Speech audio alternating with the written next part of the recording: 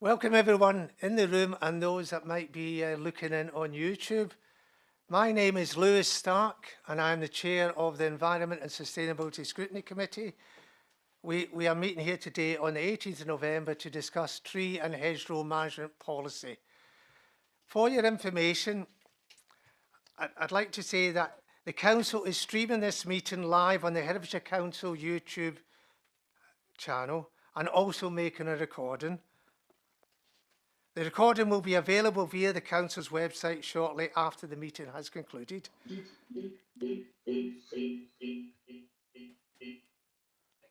I've never sounded like that before.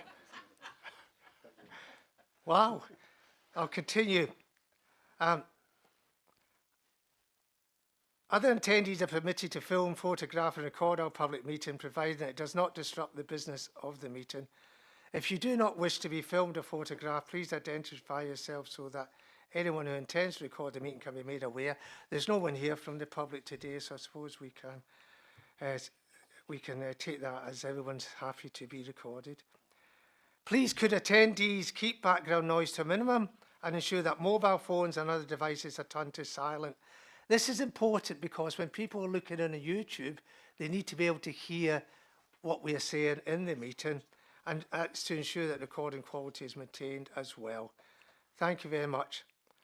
I will now introduce those in the room who are going to be involved in our scrutiny today. From the committee, we have Councillor Peabody, the Vice Chair, Councillor Thomas, Councillor Highfield, Councillor Davis and Councillor Heathfield. To help us with our scrutiny, we have Councillor Swinglehurst, the Deputy Leader of the Council and the Lead from the Cabinet on Environment. We have officers Liz Duberly, James Blissett and Ben Boswell, and I'm very grateful that we also have in attendance two guest attendees, Andrew McRobb from the Countryside Charity and Stephen Clink from Farm Herefordshire. With that, I think we'll start with the agenda now. And item 1, Clerk, have we any apologies for absence? No apologies received. Okay, thanks. Item 2, have we any deputies? No, none received. Item 3, do any of the committee members have any declarations they wish to make in relation to the item that's on the agenda today? No. Okay. Item 4 is the minutes. I did give some very brief comments in the minutes, but I don't think we've had any other comments. No further comments, no. So, can committee members who were there at the last meeting in September indicate by a show of hands that they're happy for me to sign the minutes as a fair reflection of our meeting? I think that's fine, Clerk. I'll sign them afterwards. Thank you. Okay. Item 5, have we any questions from members of the public? No questions received from members of the public. Item 6, any questions from members of the council? No questions received. Okay. We now move on to item 7, which is our substantive item today, which is to look at the council's tree and hedgerow management policy. I'm going to ask the clerk to put all up on the screen. Sorry. I will stop there and apologise. I haven't introduced the team. I'm going to introduce the team that are supporting us today. I do apologise. I mean, that's dreadful for me. The team that's supporting us from Democratic Services are Daniel Webb, who's our scrutiny officer, Simon Khan, our clerk, Alfie Lees-Glynos, who's operating the live stream, and we have an observer, Debbie Thornton, who's looking in to find out what we do in scrutiny. Thank you. That makes me feel better, everyone, because I wouldn't want to be seen as being rude. So back to the item 7, and can we have the objectives on the screen, please? Right. The officers have provided a report and 3 appendices, and Ben and everyone, Liz, I'm very grateful for the report you have provided and the very informative links that you have embedded in the report, which I will warn you now I've already read, just in case you thought I hadn't. So I may have some questions on that. I'm also grateful for the 3 appendices as well, so that's quite useful. You've asked us to no update on what you're doing on the policy and also to provide any recommendations. But to give some structure to the debate, as we always do, members, we've come up with objectives, and we've got 4 objectives there, which I'm going to go through.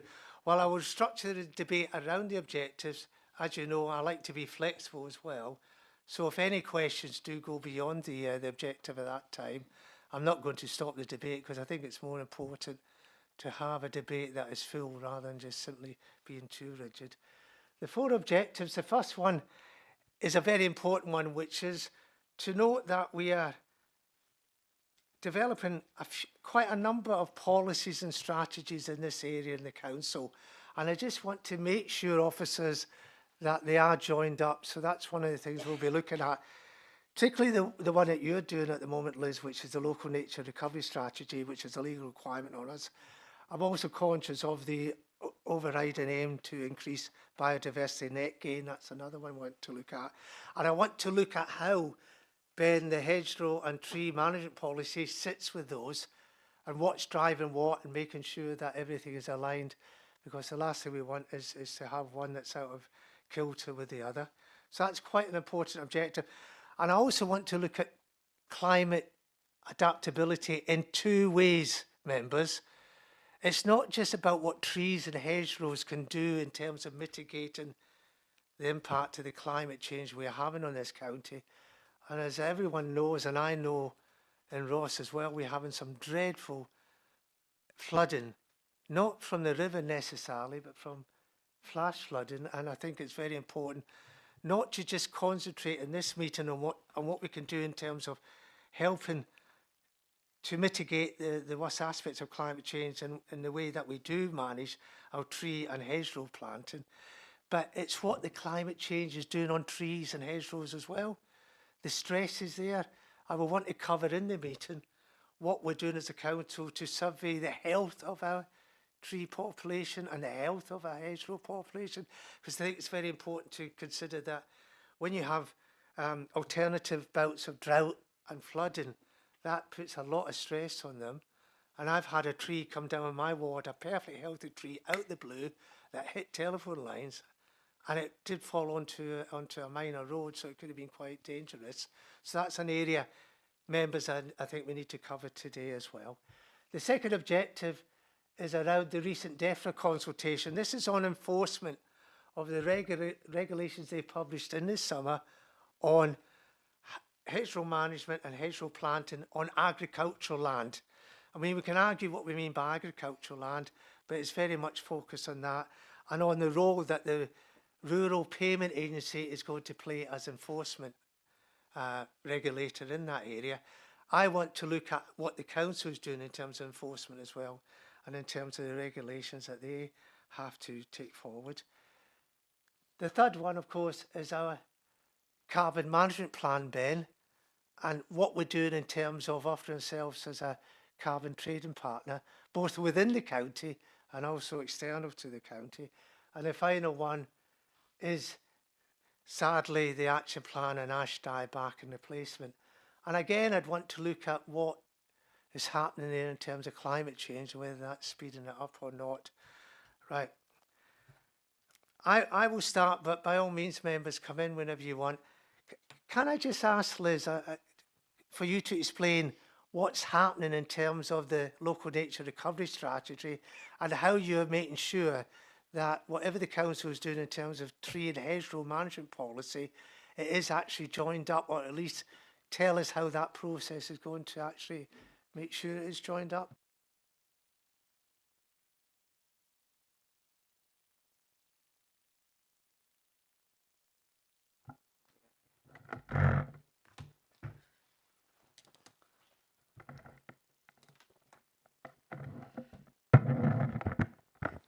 Thank you. So the local nature recovery strategy is derived from the Environment Act, and it requires a consultation period and a period of engagement with both internally and externally with interested parties.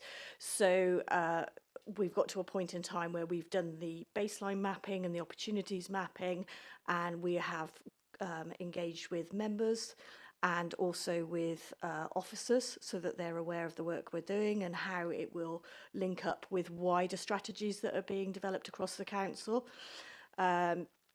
And we are also seeking to run some engagement sessions with externally with landowners, members of the public. We've already run those sessions. But specifically in terms of the other strategies that we're bringing forward on trees and hedgerow, so the tree and hedgerow management policy, which is a document for our public realm partners. That piece of work was overseen by myself, so I can ensure, therefore, that it's aligned with the LNRS work because I'm kind of overseeing both pieces of work.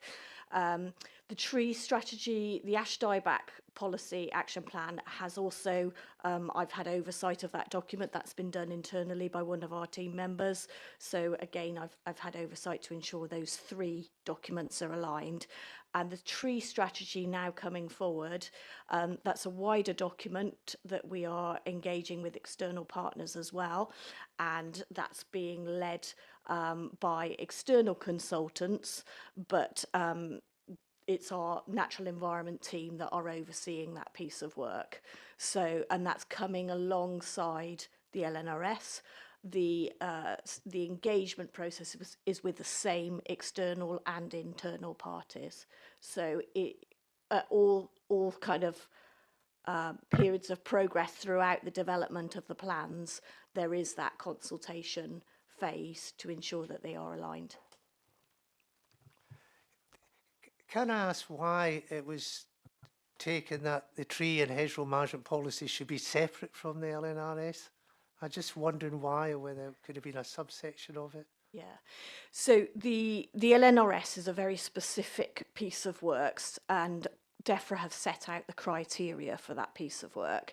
So its focus is purely nature recovery. It does touch on wider areas and notes the wider benefits, but there is a very specific set of criteria around the way that we deliver LNRS. So we couldn't essentially addend the tree management, the tree strategy to the LNRS. It has to sit as a separate document. However, it makes sense to us to do it at the same time and run it in parallel. So that's what we're doing. So there's no constraints from the LNRS on the tree and hedgerow management policy. We have quite a blank piece of paper on that, have we? Yes. So the tree strategy isn't subject to the same constraints from DEFRA, or perhaps that's not the right terminology. It's not it doesn't have a criteria that's set out by DEFRA. So actually, this is something that the council is running as an initiative. But what we will be doing is referring back to the national guidance around the tree strategy. So that's where we're kind of deriving that from. James, is there anything that you wanted to, because I know that you're leading very much on the national guidance and the local as well? Yeah, I think just to say that they are very much intrinsically linked, in as much as the tree, hedgerow and woodland strategy, THORS, is very much part of or will support the work of the local nature recovery, particularly potentially at a local scale in terms of practical action on the ground by local communities. And the DEFRA Forestry Commission Tree Council Toolkit for the tree, hedgerow and woodland strategy has clear links and passages in that with local nature recovery, obviously with biodiversity net gain, with climate change, and the whole public health agenda around trees as well. So the toolkit that we're using, which is a national-based one, already encompasses all of those other activities. Councillor Highfield. Yes, I'm glad James brought that up. There are a number of links that all lead into the same result, we hope. For example, the Herefordshire Wildlife Trust have a natural flood management scheme they're promoting heavily, and they're doing a lot of work on, and some of that relates to hedgerows and trees and woodland. So there's a crossover there. And as James has said, there are a number of other initiatives nationally and in the county that, for example, our targets on net zero, our biodiversity net gain that we hope to get from development, where developers are required to contribute to that. There are a lot of strings. Are we sure that we're, you know, bringing all these strings together in a unified way, that there's not separate action going on that might accidentally end up at cross purposes? I'm quite sure everybody's very well meaning over it, but I don't want to see, you know, things going off in one place and not in another. Thanks. Right, Ben? I suppose just to jump in, and really in support of what Liz has already said. So you've got these pieces of work all being done in parallel, joined up, following, you know, some very good structured guidance there on how they all come together. And as part of those, we've got those stakeholder forums and engagements to make sure we're capturing all of that along the way. We are obviously having other consistent partnership conversations with some of the partners you've mentioned there to make sure we're always working in partnership longer term anyway. So you mentioned Wildlife Trust, we meet regularly with them to talk around opportunities, how we can work together. They are key stakeholders in all of these documentation as well, because it is about making sure it is lined up and joined up. And I think that's hopefully what Liz has already sort of explained in sort of our approach to doing that. Councillor Pip? So on the subject of being joined up, so Liz said that there's some baseline mapping being done of trees and hedgerows, and there's also regular surveys that are done by the stewards on the highways, and then presumably the tree officer also has to be aware of all the trees that need tree protection orders. Is there much kind of joined up work between those? So the baseline survey that's being mapped, does that also identify trees that might need a protection order, or trees that need looking after for ash dieback? So within the LNRS mapping, the baseline mapping, there has three, it's designated sites for wildlife. Within the opportunities mapping, we have a layer that identifies opportunities around woodland, woodland types, woodland habitat, and that can be wet woodland, it can be as part of kind of wider strides of prairie and so on. So there is opportunity there to identify where we can create that connectivity for nature, and that does encompass woodland habitat. We also have our own kind of records internally around where we kind of record our tree preservation orders, and we have mapping around tree canopy coverage that we can actually kind of work through and break down into urban areas and rural areas and so on to do sort of further analysis. We also have the kind of Ancient Tree Forum, which notes down, it's actually the Ancient Tree Inventory, I think, isn't it, James? Which kind of identifies where there are ancient and veteran trees that we might consider to TPO. And in terms of kind of where else we might consider TPOing trees, then we look at obviously planning applications coming in and notifications from members of the public to seek advice as to where we should consider protecting trees. So, I mean, yes, the short answer is yes, it does consider it within the mapping, but it also goes a lot wider as well, the work we do. Just for clarification, the current policy in TPOs and conservation area policy, that is going to be encompassed in the policy on tree and hedgerow management, Ben?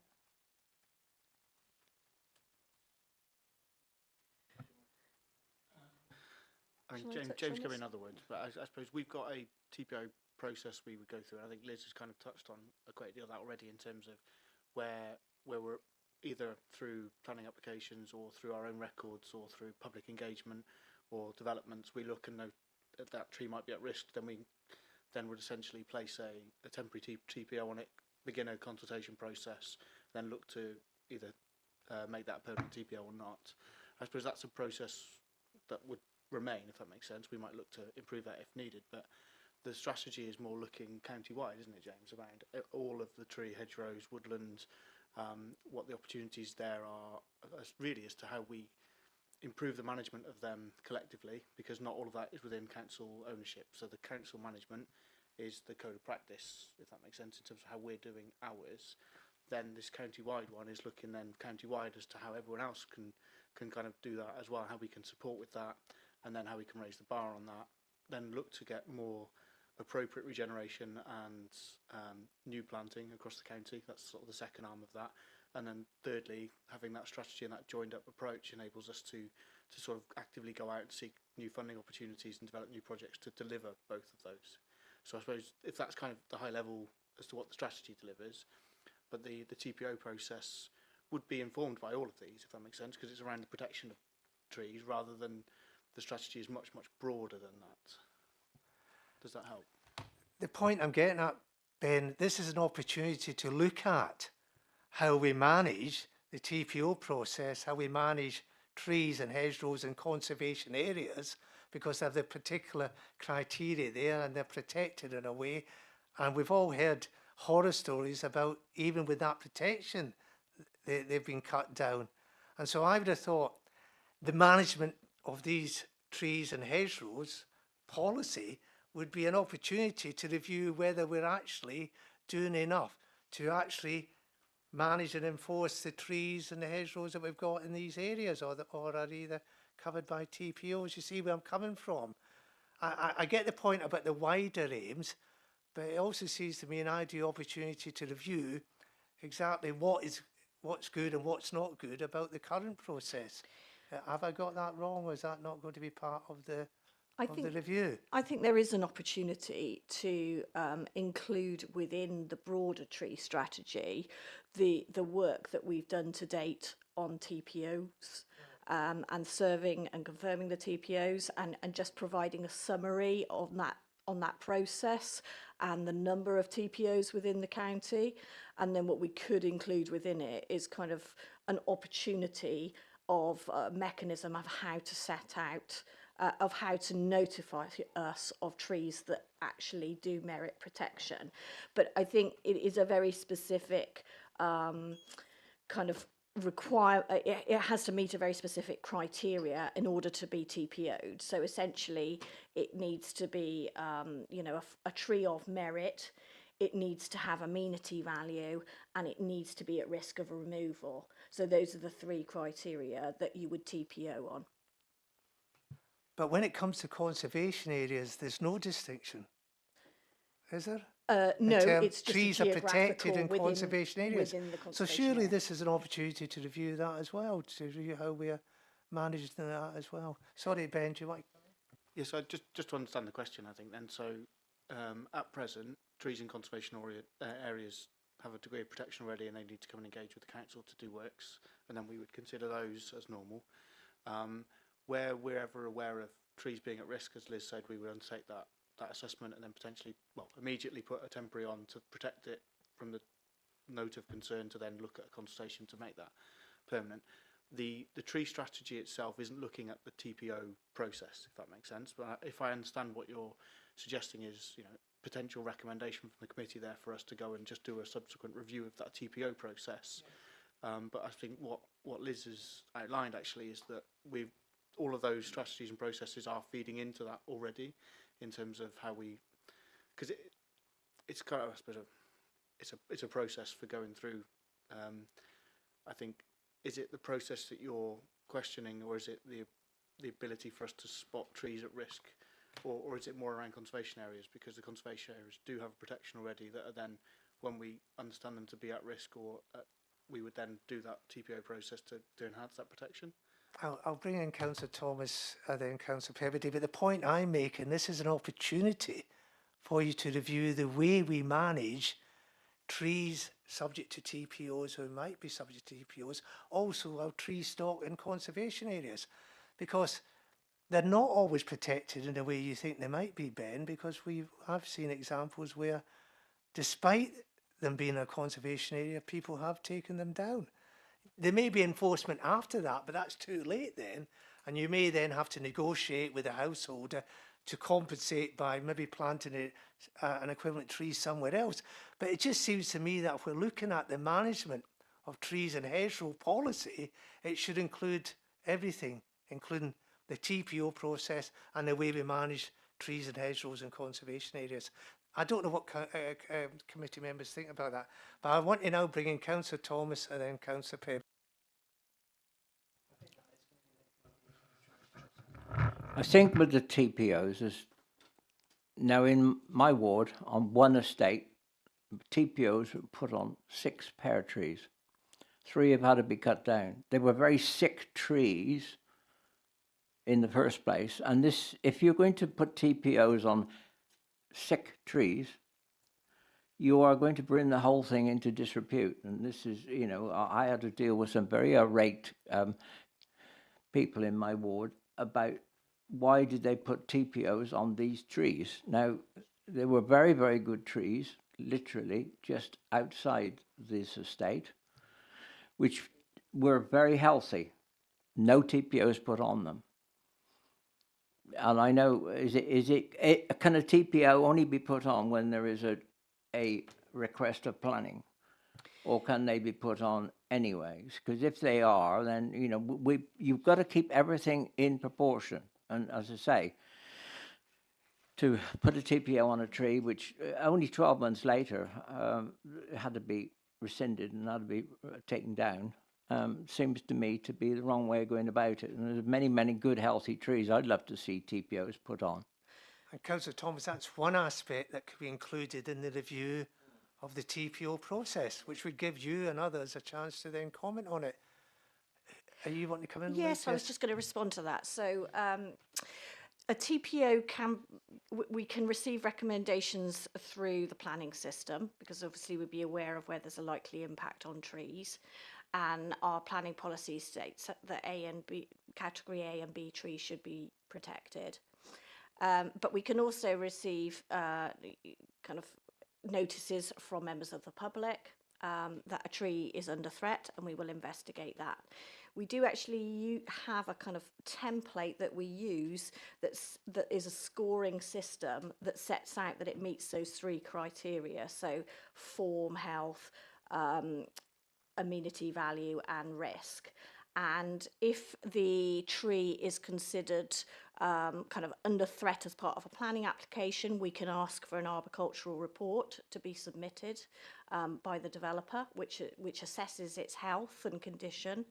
And if it is not submitted as part of a planning application, then we would ask our tree officer to go out to site and undertake a visit. So an arboricultural assessment is done of the condition of the trees.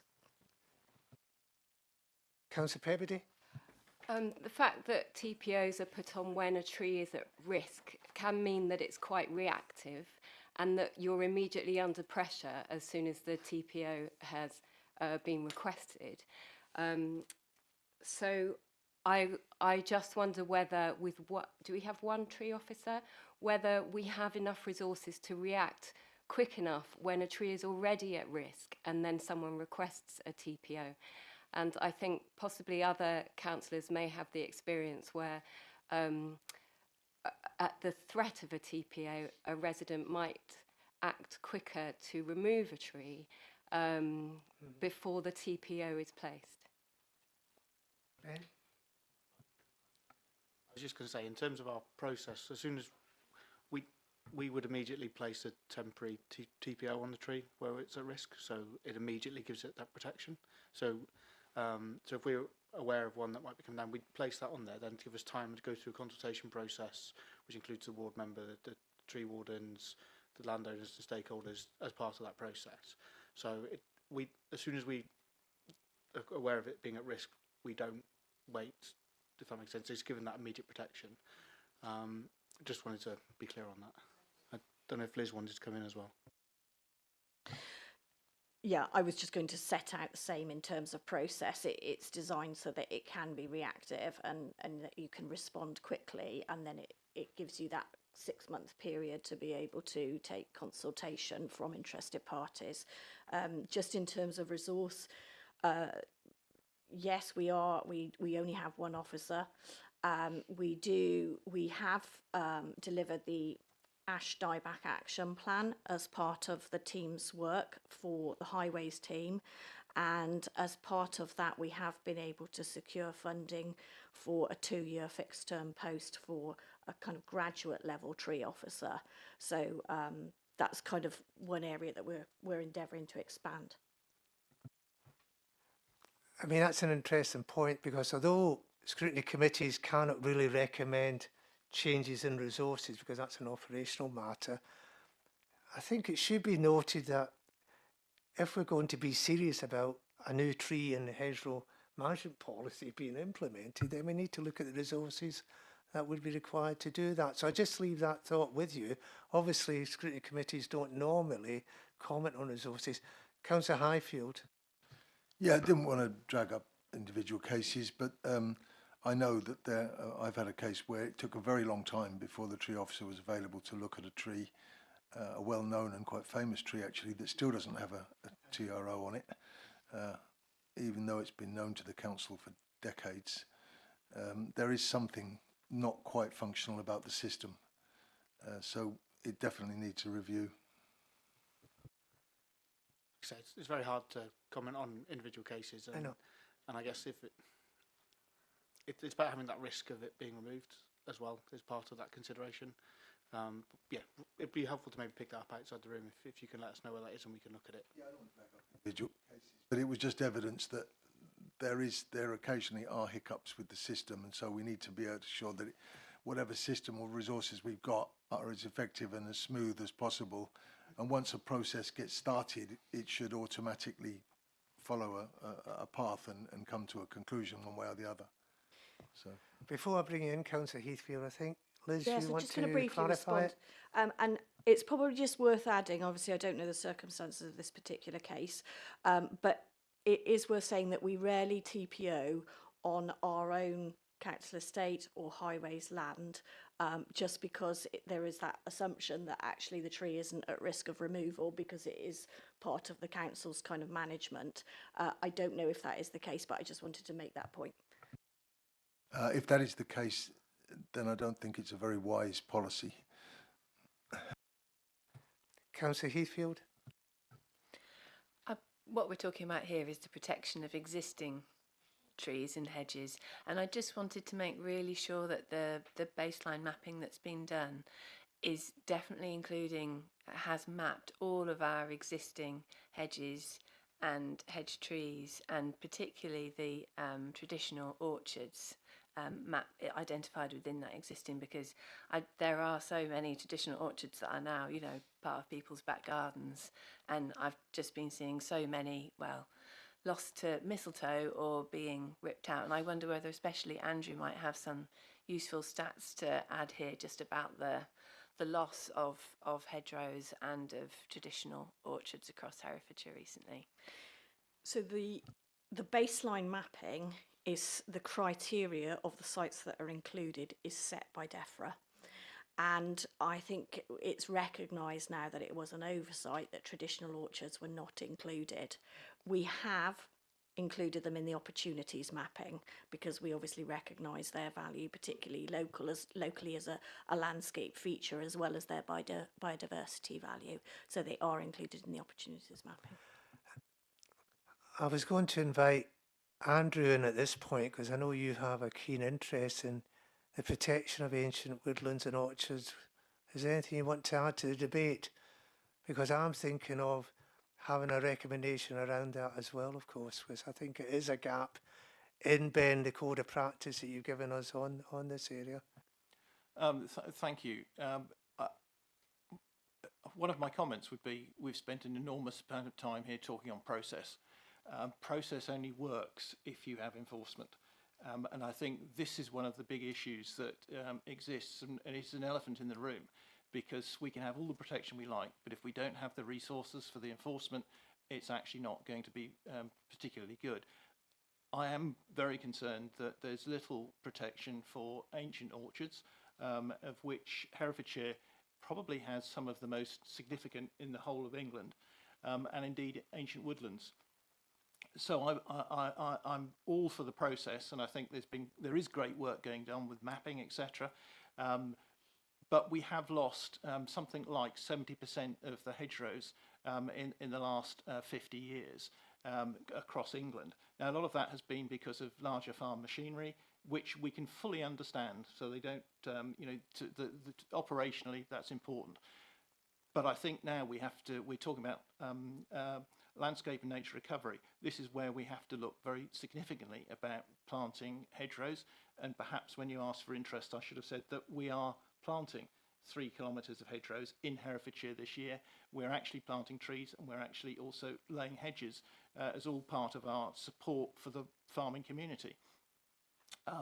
But I come back to, it all stops and starts with how committed we are to either changing the rules, and that may mean lobbying the MPPF to get better control or better legislation, but we all have to accept that it is about protection, it is about how we enforce this.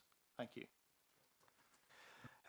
Do any of the officers want to come back on the enforcement point? Yeah, I think it's just worth picking up, I only found out about this on Friday, that the Forestry Commission are now using the EIA, Environmental Impact Assessment rules, that used to apply to basically the removal of woodlands to now also include orchards. Previously, there's been a bit of a disconnect with traditional orchards, and I'm an orchard enthusiast, between orchards as an agricultural product and a commercial product, and orchards as trees. And it's always been very separate previously. So this is actually a very big step forward in bringing orchards and trees into the same fold. So hopefully for the future that will provide a bit more control over what happens to traditional orchards. But I think it's just worth always bearing in mind that it doesn't matter how much protection you have, that doesn't force people to manage their trees. So if you serve a TPO, that doesn't force the person to manage their tree or provide any resource for that person to manage their tree.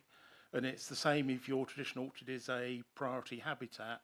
Yes, there are some DEFRA-funded grant schemes potentially, but actually it doesn't force that orchard owner to undertake any specialist management.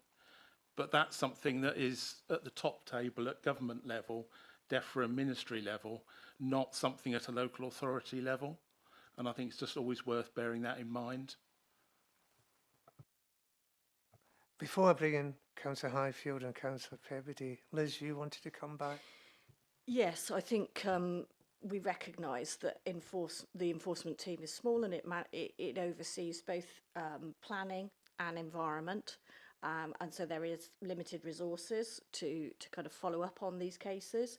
So it is a conversation that Councillor Swinglehurst and myself have had around looking at our kind of contributions coming through planning, the sort of Section 106 planning contributions, and with the requirement as part of the Environment Act to monitor and report back on nature recovery, that might be a mechanism by which we could then actually resource bringing in a kind of environmental enforcement officer that has those skills. Can the committee do anything to support that, or will that happen? In what way, Councillor Swinglehurst? Well, I'd certainly welcome a recommendation to support that as a direction of travel, because you know, I think as everyone has said, you know, you can have processes, you can have rules, you can have regulations. Without enforcement, it will not be as effective as it needs to be. And if we could find a way to have a specialist officer to do that, I think it would be better. And given the amount of work in this area now with LNRS, BNG, a whole raft of things, that actually the requirement is becoming more and more obvious. So it's finding a way to meet that requirement. So I think that would be very welcome. Thank you. And Liz, you know what's coming now, don't you? You know how I've acted in previous meetings. If you've got a draft form of words for us, if you could just email that to Daniel. That's the trouble, always making these suggestions, particularly when I'm chair. I wasn't familiar enough with the process, but I'll make a note of it. But now. you have given us one before, though. If you could do. Yes. Before I bring in Councillor Highfield, Councillor Pebbody, I've got a couple of recommendations that I just want to pin down with you, councillors, from us. I still think we need a recommendation on this joining up of all the strategies and policies that are going together. And I don't think you would disagree with that, because that helps the executive to then ask the officers exactly what is going on and then to explore, then report back on progress. So I think that's the first one. And second, we are going to pick up an objective on the TPO process. And in fact, this is an opportunity to look at and review it. So that will be the two recommendations I think that I've got in mind at the moment. Councillor Swingerhurst? Yeah, I would just suggest in terms of the joining up of policies, and you're right, because there are enormous numbers of places where these touch.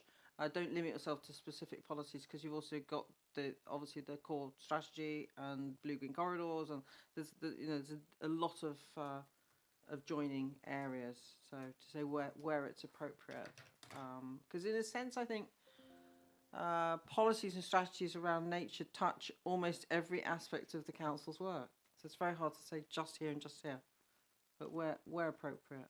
Well, I'll look at the recommendation and take that nuance on board.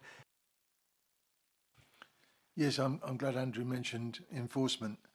Over a whole range of activities that go on nationally as well as in this council, there is an enormous reluctance to press on with any active enforcement, i.e. going to the law at all. And that affects river pollution, it affects the rights of way, it affects riparian responsibility on drainage, and naturally it affects our maintenance of our biodiversity and our woodlands and our hedges. So I just wanted to say I think we need a recommendation that this council should not be so afraid of enforcement action where it's clearly necessary, but there does to me seem a great reluctance to press ahead with that even when the case appears to be clear. So I'd like to say something about that. And if Daniel's looking at me puzzled, I could give you chapter and verse in other areas about where that's happening. 13,000 Environment Agency employees did 12 prosecutions in 1 year. So there's an example of problems. Yeah, if you'd like to put that in some wording for me, Robert, just ping it through on Teams. I'd be very grateful indeed. Councillor Peabody? The current policy says that the council can seek compensation for removal through development, removal or loss of trees and hedgerows through development. Is there much of that kind of recovery costs received, and what happens to that money? Is it ring fenced to replace trees and hedgerows? Yeah, so the compensation isn't normally of a monetary value, it would be replacement planting. And we may well specify, depending on the kind of the individual tree that is lost, our first approach would be to retain the tree. But if that isn't possible, then we would finally, as a last resort, seek compensation, and it would probably be kind of multiple planting to replace one tree. Andrew? Thank you. I just wanted to perhaps bring into perspective some of the work that I think the council could embrace, and that is at CPRE, one of the issues when we looked at water pollution was we were told there wasn't enough data. So we put boots on the ground, we got the data.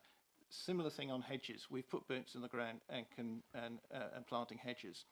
I would be very, very happy if there is an appropriate way for us to actually do some of the work on behalf of the council where you feel that we would be appropriate. Because if you haven't got resources, and I understand that the councils are massively pressured on resources, that's something that we would be very, very happy to help out with.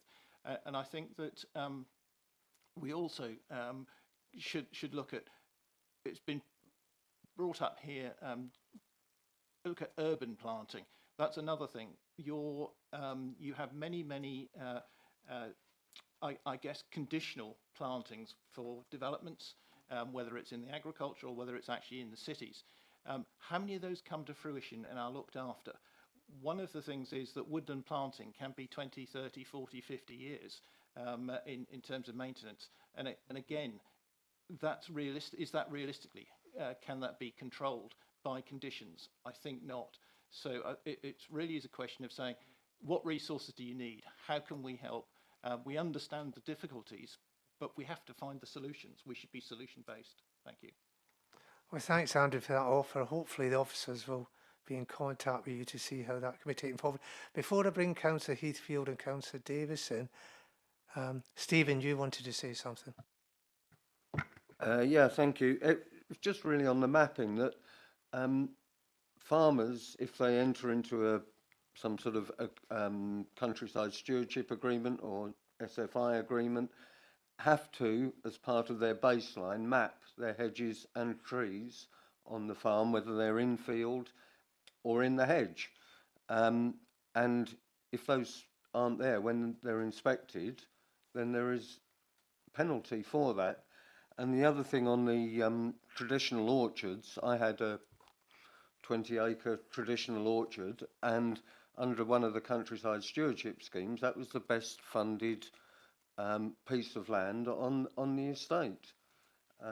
So there is incentive to manage them, but there is also incentive there to keep them, because if you don't get the funding. So, but all of that information is there from the RPA. They hold, the Rural Payments Agency, they hold all that information, and it seems to me on several things there's been a bit of disconnect between what the information that the RPA will release. So, you know, they could have released all that mapping for LRNS. Why not? I don't understand it. Thank you for that, Stephen. Councillor Heathfield? I'm so glad Stephen said that, and it's reminded me of just the connections that there needs to be with ELMS and SFI and these strategies is just so important. But the other thing I was going to say was thank you so much, Councillor Pebbody, for mentioning, and you mentioning that, you know, developers can, when they destroy something, they need to try to replace it, enhance it. But what about all those things that are happening outside of the planning system, where it's because of a business activity or just a householder, as I mentioned, removing traditional orchard from their back garden? What then can be done, and could they be making some payment to support that enforcement? Could they be making some payment to support countryside? Yeah, what can be done? Yeah, that's a big question. I think we have controls through planning legislation, and we are bringing forward the tree strategy, and I think the purpose of that is to set out what our existing coverage is and to kind of highlight best practice and kind of harness those external partners' will to improve and enhance our tree coverage. But actually on individual land, then the control doesn't rest with the council. You know, we've brought forward the tree and hedgerow management plan, and that's for the council's own land to ensure that the policies that we are implementing in the natural environment team are consistently followed through by highways and open space management. But that area outside of planning and outside of land under our ownership, we can only do that through influence, I think, rather than controls.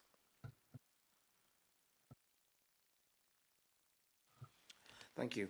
Under our tree and hedgerow code of practice, we've got a right tree, right place policy. How are we going to ensure that we have the right trees, as in local trees that are locally grown? Are we going to support a potential growing policy within the county using potentially council land to facilitate that?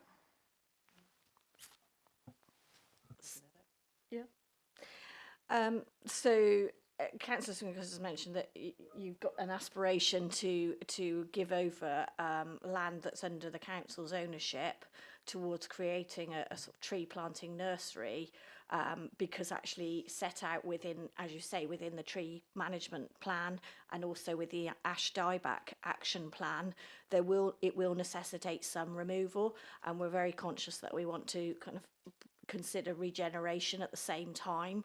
I think there's merit in having our own tree stock that we can actually and probably a cost efficiency as well, and in terms of pests and diseases, it makes sense. So it's good health to kind of use that local stock. We also, I think, need to consider resilience in the future as well, so probably variety of species. So whilst we might have historically gone for certain limited stock or limited species, we probably need to broaden that out a little bit to reflect climate change as well. Councillor Highfield. Oh, Councillor Pevedy first. So council policy is wherever possible trees are locally sourced and propagated, and that the council wants to support suppliers wishing to achieve those requirements. Can you tell us how that's done, how you support suppliers, and whether that couldn't be kind of a relationship again with an organisation like CPRE, harvesting seeds and growing saplings and using them? There is a lot of kind of volunteer activity that I see, particularly in Dimmock Woods, where they are harvesting seeds in the forest to create more trees to plant. I think it's essentially with the highways team, doesn't that? But I think that's a really good suggestion that we could take away. Yeah, I think through our procurement as well, as we're specifying, how we procure things, we have social value considerations in there all around how we're making sure we're making the best of sort of the local multiplier of investment, and I suppose generally the environmental impact of travelling those trees from further afield, if that makes sense. So that would be part and parcel of our core procurements anyway. And I think, as Liz says, that's something we can work with highway colleagues just to make sure that we're doing as much as we can there. And I think that that's the commitment, that's the policy. I'd need to go and look at that in detail for all of it, but in principle, that is how we procure things anyway, and that is how the team are looking at doing this. So I think I could probably go away and get a bit more assurance and provide that to you and sort of saying this is how we're doing it, but very much is through our procurement, purchasing, and Okay. the code of practice is signed up to by all of our partners, so they've signed up to this in their approach to delivering those services. Just before I bring in Councillor Highfield, and then I'm going to wrap this particular section up and move on to the regulations. We're really talking about social value, aren't we, about how much we put back into the local economy in terms of benefits from our policy. Would it help to have social value as a driver for developing the tree and hedgerow management policy?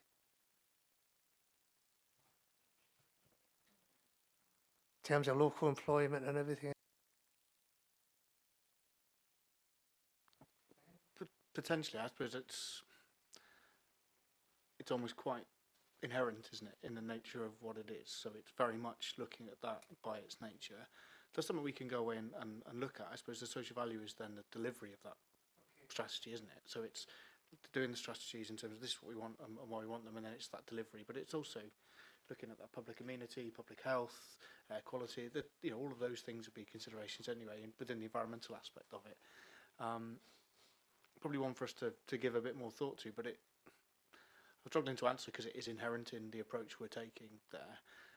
And then again, when we look to deliver any of those schemes, we're always looking for social value as a key part of our commissioning. And a good example within that, obviously, is the waste contract that we did recently. Through that procurement, we'll be setting up a grant scheme for biodiversity, local organisations and biodiversity enhancement every year of sort of tens of thousands of pounds going into developing those type of projects, and that's come out of a waste project. But again, it's because of those social value considerations through procurement and linking that to all the other things we're looking to do that we're bringing that forward. So I know that's a bit on the side, but it's just an example of how we do that as a standard. Well, I think committee we will consider when we're looking at recommendations having that social value dimension to it, because I think it's useful for us to actually highlight it and make sure that it is taken account of from all the points I've heard about supporting the planting of local trees and obviously supporting local growers as well. Councillor Highfield? Yeah, I took it upon myself to be in touch with a couple of local nurseries about disease-resistant elm, because we have a policy. We don't want to, well, if we have to take a tree out, commonly it will be ash, but there might be others for whatever reason. We don't want to leave a hole in the ground. The council has limited funding, and I've discovered that there are definitely disease-resistant elms available, although they can be expensive. I don't know what we can negotiate as a job lot, but how is it built in to our policy that we will, where possible, replace trees, and where possible with a local species that is threatened or that we need to try and replace? Nationally, of course, they're trying to work on disease-resistant ash. I know there's a big project in Kent. I don't know how up we are with that to see whether or not we're going to be able to obtain disease-resistant ash in future, because I do know that ash is easy to grow once you've got one that you want to keep. In fact, try stopping it sometimes. So the question is, how is the replacement of trees we remove built into our programme? Is there some specifics in there? And if we are going to do that, are we going to try to use locally important things, particularly ones we've lost, like elm and ash? Thanks. Ben, you want to come back on this? So within the code of practice for the council's operations, that is part and parcel of it already. So it already does say in there that we're looking at tree planting, looking at pathogen and pest resilient tree stock. We've also got policies in there on the local sourcing and the range of species as well. So that's the policy. That is what we commit to.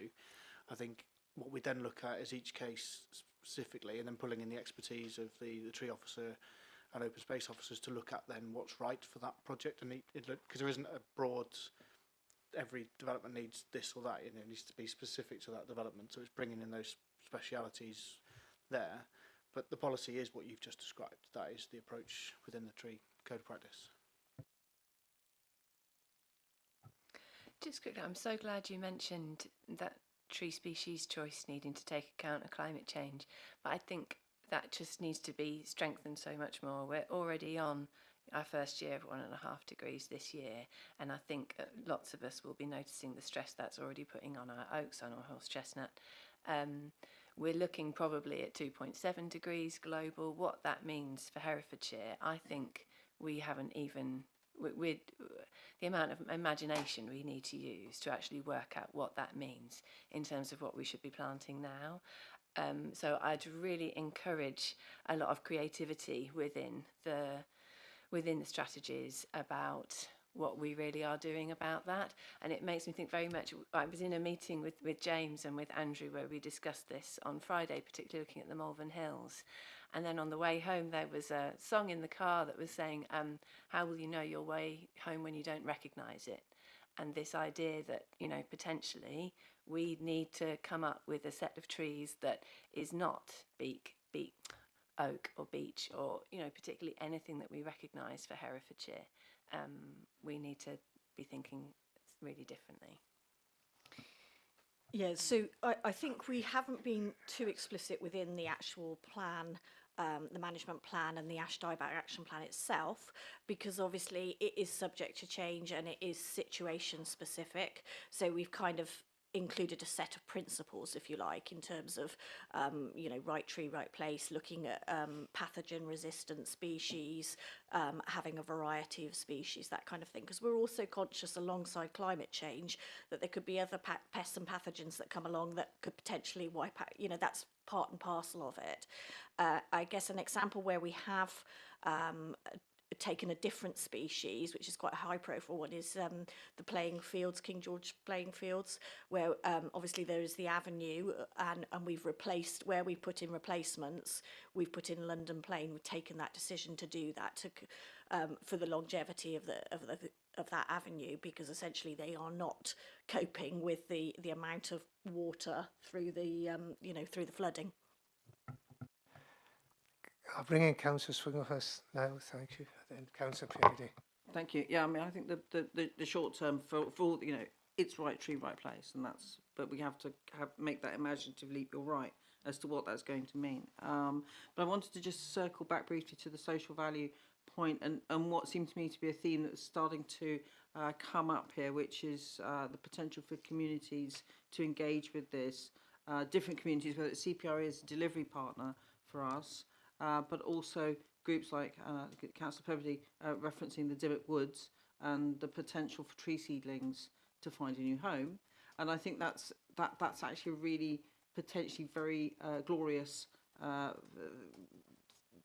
thought to take out, to think, well, okay, so how do we involve communities here? We have, so local to me, there's a tree seedling group, so they will, you know, get all the tree seedlings, comes out of people's gardens or whatever, you know, and find them new homes. But actually we could do that on a very big scale. So there's some sort of a communication level around the implementation of this strategy into communities that I think will be enormously beneficial, which probably will come after the strategy, but I think it's something that I'd quite like to just note at this point, or, you know, see where that thought takes us. It's come out of today's discussions. Thank you. Well, it's a good point. We'll think about that for recommendations. Councillor Peabody? I did have a different question, but I'm going to pick up on that. That would also really enforce the kind of positive communication that we have people about the benefit of trees, because I'm not sure that's widely recognised enough, particularly in the urban communities who are less connected with their tree and hedgerow environments. And I think you see that a bit. I mean, going back to the planters, I love those planters. You know, you go down a street and there's trees all the way along, but there was a lot of opposition to them. And it's, you know, you've got a lovely tree-lined road. Is that, because we haven't touched on kind of urban tree planting either, but certainly initiatives in the cities will help kind of gain support for those initiatives that are going to help across the county as well. And also in terms of communication, Stephen mentioned how beneficial it is for him to have an orchard, and you know, Helen says that a resident in her ward is grubbing it up or not looking after it. So we need to make sure that they know the benefits of trees and hedgerows, not just for biodiversity and their own health and well-being, but also that there are financial benefits as well to sort of looking after them. So I think the whole kind of question about how we communicate our policy to everyone might be reinforced by more kind of community action. Thank you, Councillor Peabody.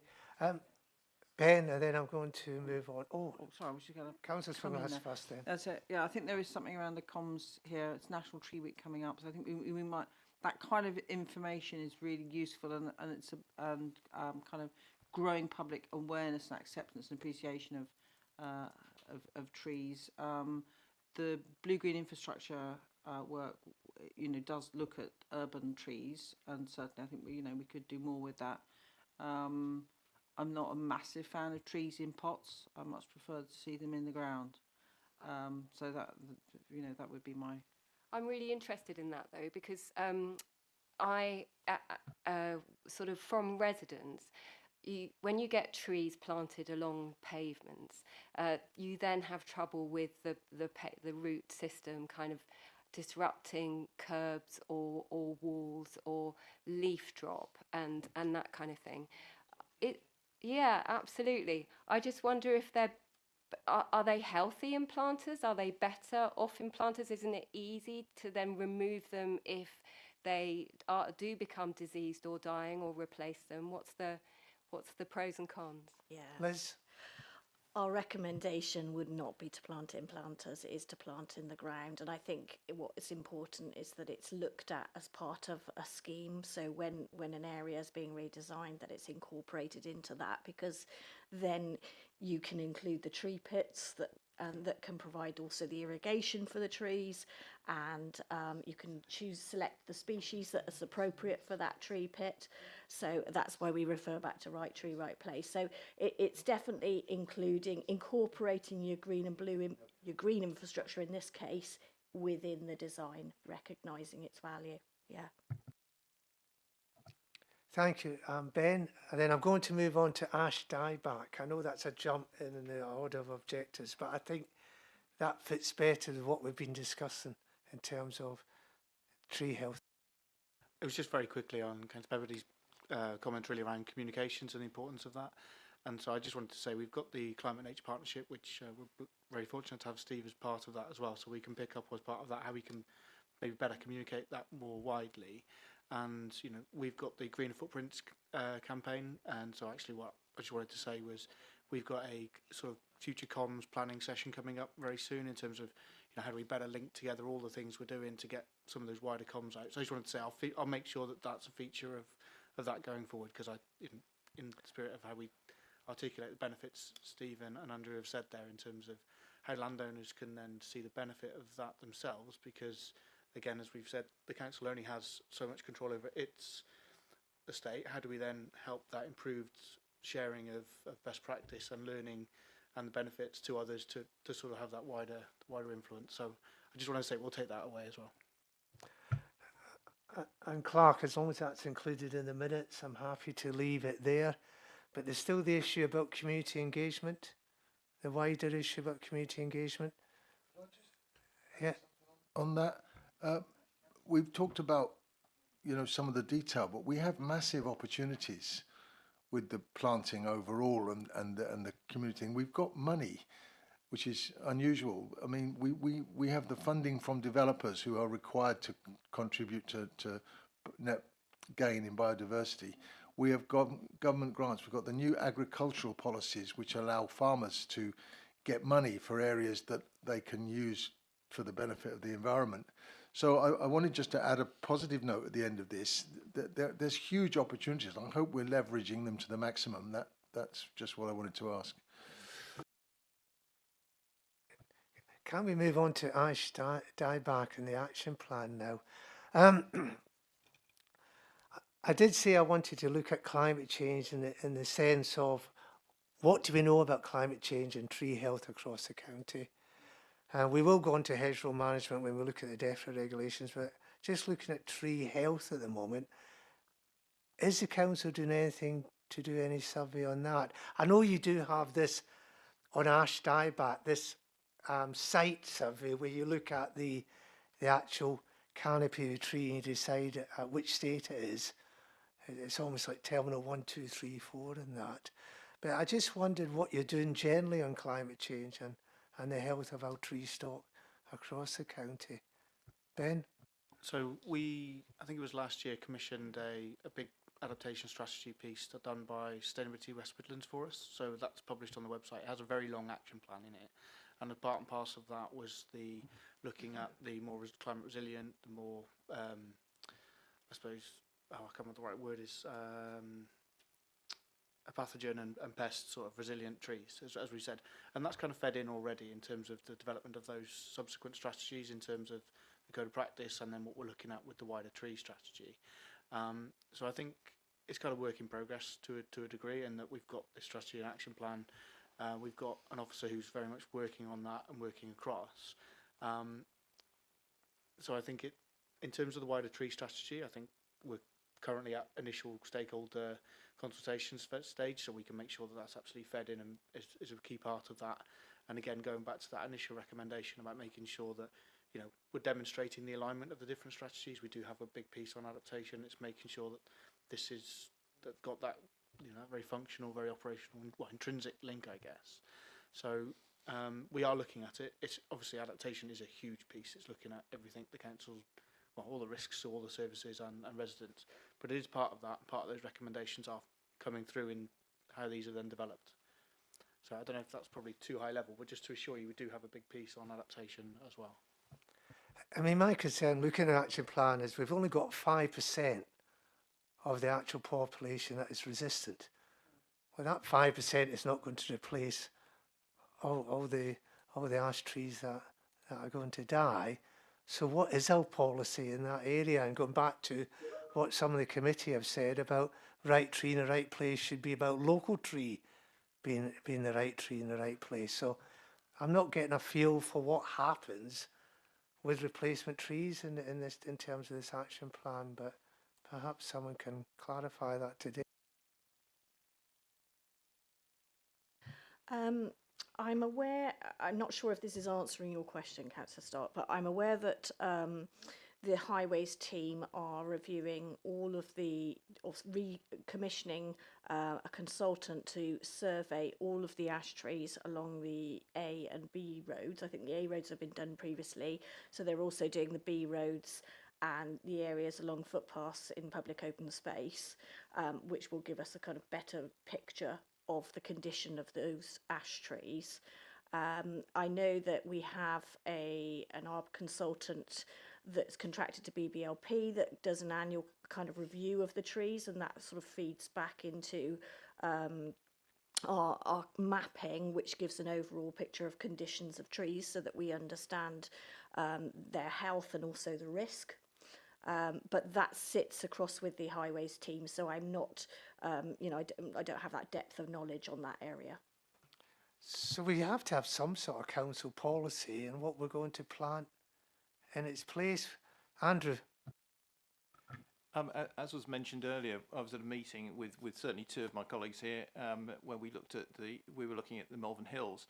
The Forestry Commission who were at that meeting were very definite about planting mixed woodland all the time, mix, because that way if you get disease in, it doesn't transmit from tree to tree.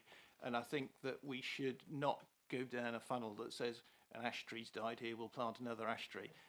We really need to consider mixed woodlands or even close to where I live to commemorate was then I think the Prince of Wales.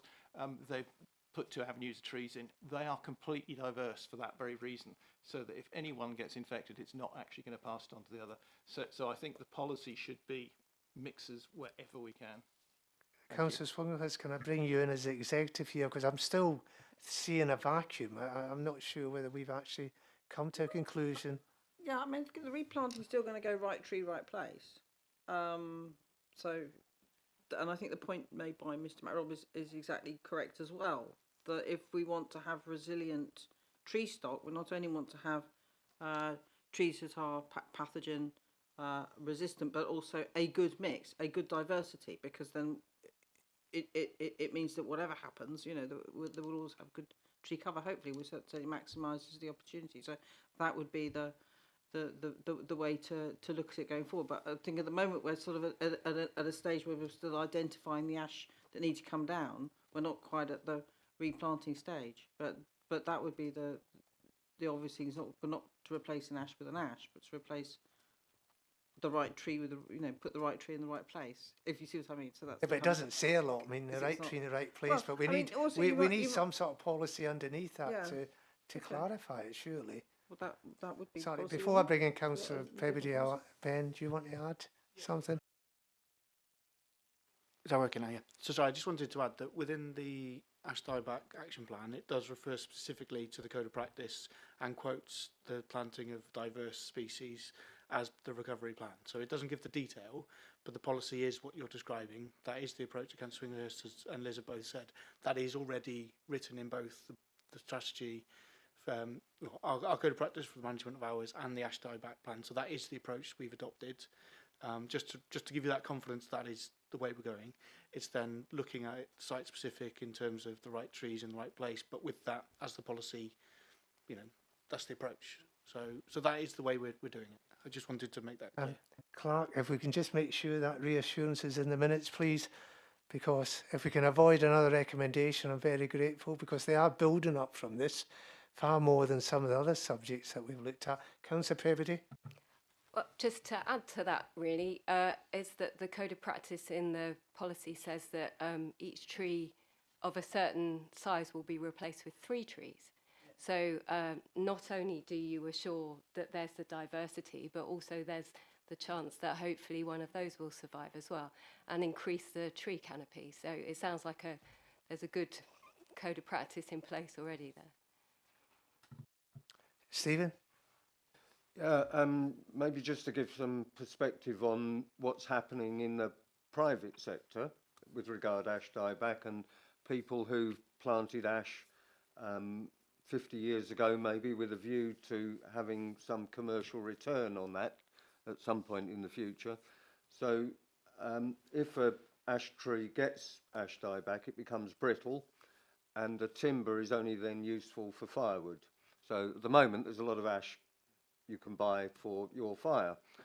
A lot of larger woodland owners have, where they've had a lot of ash in a stand, have clear felled before they've got the problem, because the wood becomes worthless. It's a very good wood for making furniture, the estate where I worked, we felled probably 150 acres of predominantly ash, and it went for all sorts of different uses. Sadly, none of it was manufactured into timber in the UK. Some goes to make what are they called? Hurling sticks in Ireland. The bottom of an ash tree has this lovely curl on the bottom, so it's got a natural thing. It's like a hockey stick. And all of that is being replaced with mixed broadleaf trees from what I've seen. So I think that's really encouraging, but it is, from their point of view, it's a long-term commercial enterprise. So, you know, they're harvesting trees which probably they didn't expect to harvest for another 30 years. Well, only to say it, and I think the policy, the practice kind of gives exemptions for those who have a kind of a commercial slant on their woodland, don't they, to protect their commercial benefits as well. I mean, Councillor Highfield early on mentioned elm, and I'm conscious we're focusing on ash dieback, but I keep coming back to this point about climate change and the health of the tree stock and what else might be coming down the line. And I'm just not getting a oak view as to what, processionary moth has reached Oxfordshire, so I'm told. and I'm just wondering what the council's view is on looking at the health of the tree stock that we have and doing a survey if it's not doing that, rather than just concentrating on ash. It may be too much for us, I don't know, but it just seems to me that this is an early warning sign of problems that might actually occur in other species as well. Yeah, so just going back to my comment earlier about there's an arboricultural consultant that's commissioned by BBLP and our open space team to undertake those surveys, so we have a kind of overall picture of the health of the trees and also the level of risk around those trees across our own estates as well. But I think that's something we probably need to pick up with the highways team and give you a little bit more information. But as it's not our service as such, it's yeah, but it is there. So, but going back to Councillor Highfield about the march of the pathogens across the country, is there not something to be done in terms of early warning to discuss this with other councils that are having an impact on their trees already? James, do you want to come in? Yeah, just to say that we are already keeping, or if you like, horizon scanning. I always hate that word. It's one of DEFRA's favourite phrases. But we are obviously patched into the national network in terms of looking at what is coming in our direction.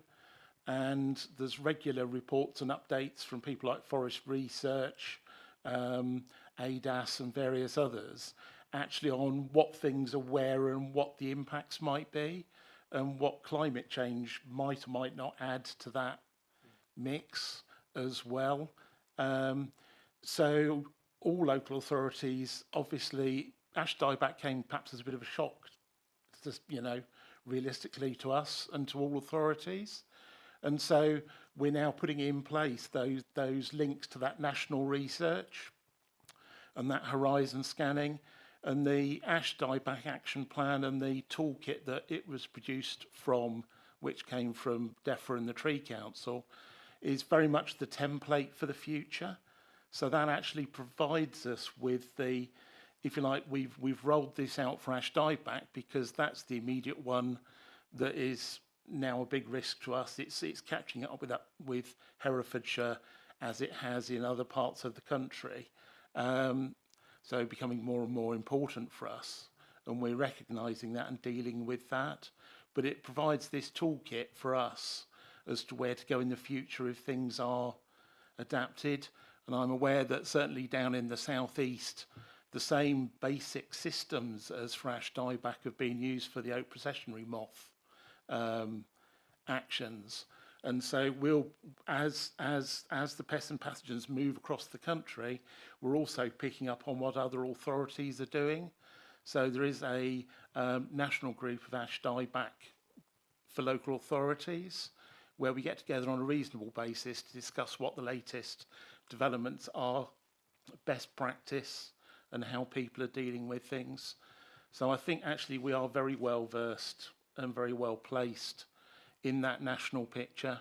And we're very lucky that we do have some sort of top table links to DEFRA and Forest Research now because of our involvement in ash dieback and some of the other action plans and the toolkit. So we are really well placed now to keep on top of everything that's going on. And as it becomes a developing problem, then we can make sure that resources are put forward to match that. Thank you, James. I'm happy for that reassurance in the minutes. Again, it avoids a recommendation. But going on about horizon scanning, because that's your code number 29 in your code of practice, of course. Are you confident? I mean, are the officers confident? Are you confident, Councillor Swinglehurst, that the current code of practice is picking up this point about having to manage the health of trees, given the threats that are coming our way? Is there enough in that for you to be able to then use that to resource any appropriate action? That's what I'm getting at. Ben?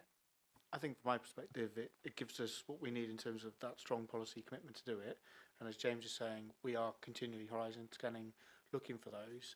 And again, just to elaborate on that national work that James has described, we've also got the Marches Nature Partnership, the Herefordshire Local Nature Partnership with all the key players, Forestry Commission, DEFRA agencies there as well. So as these things come forward, we will be looking at them not just in isolation, but looking at a local response with the key strategic partners and the government bodies as well.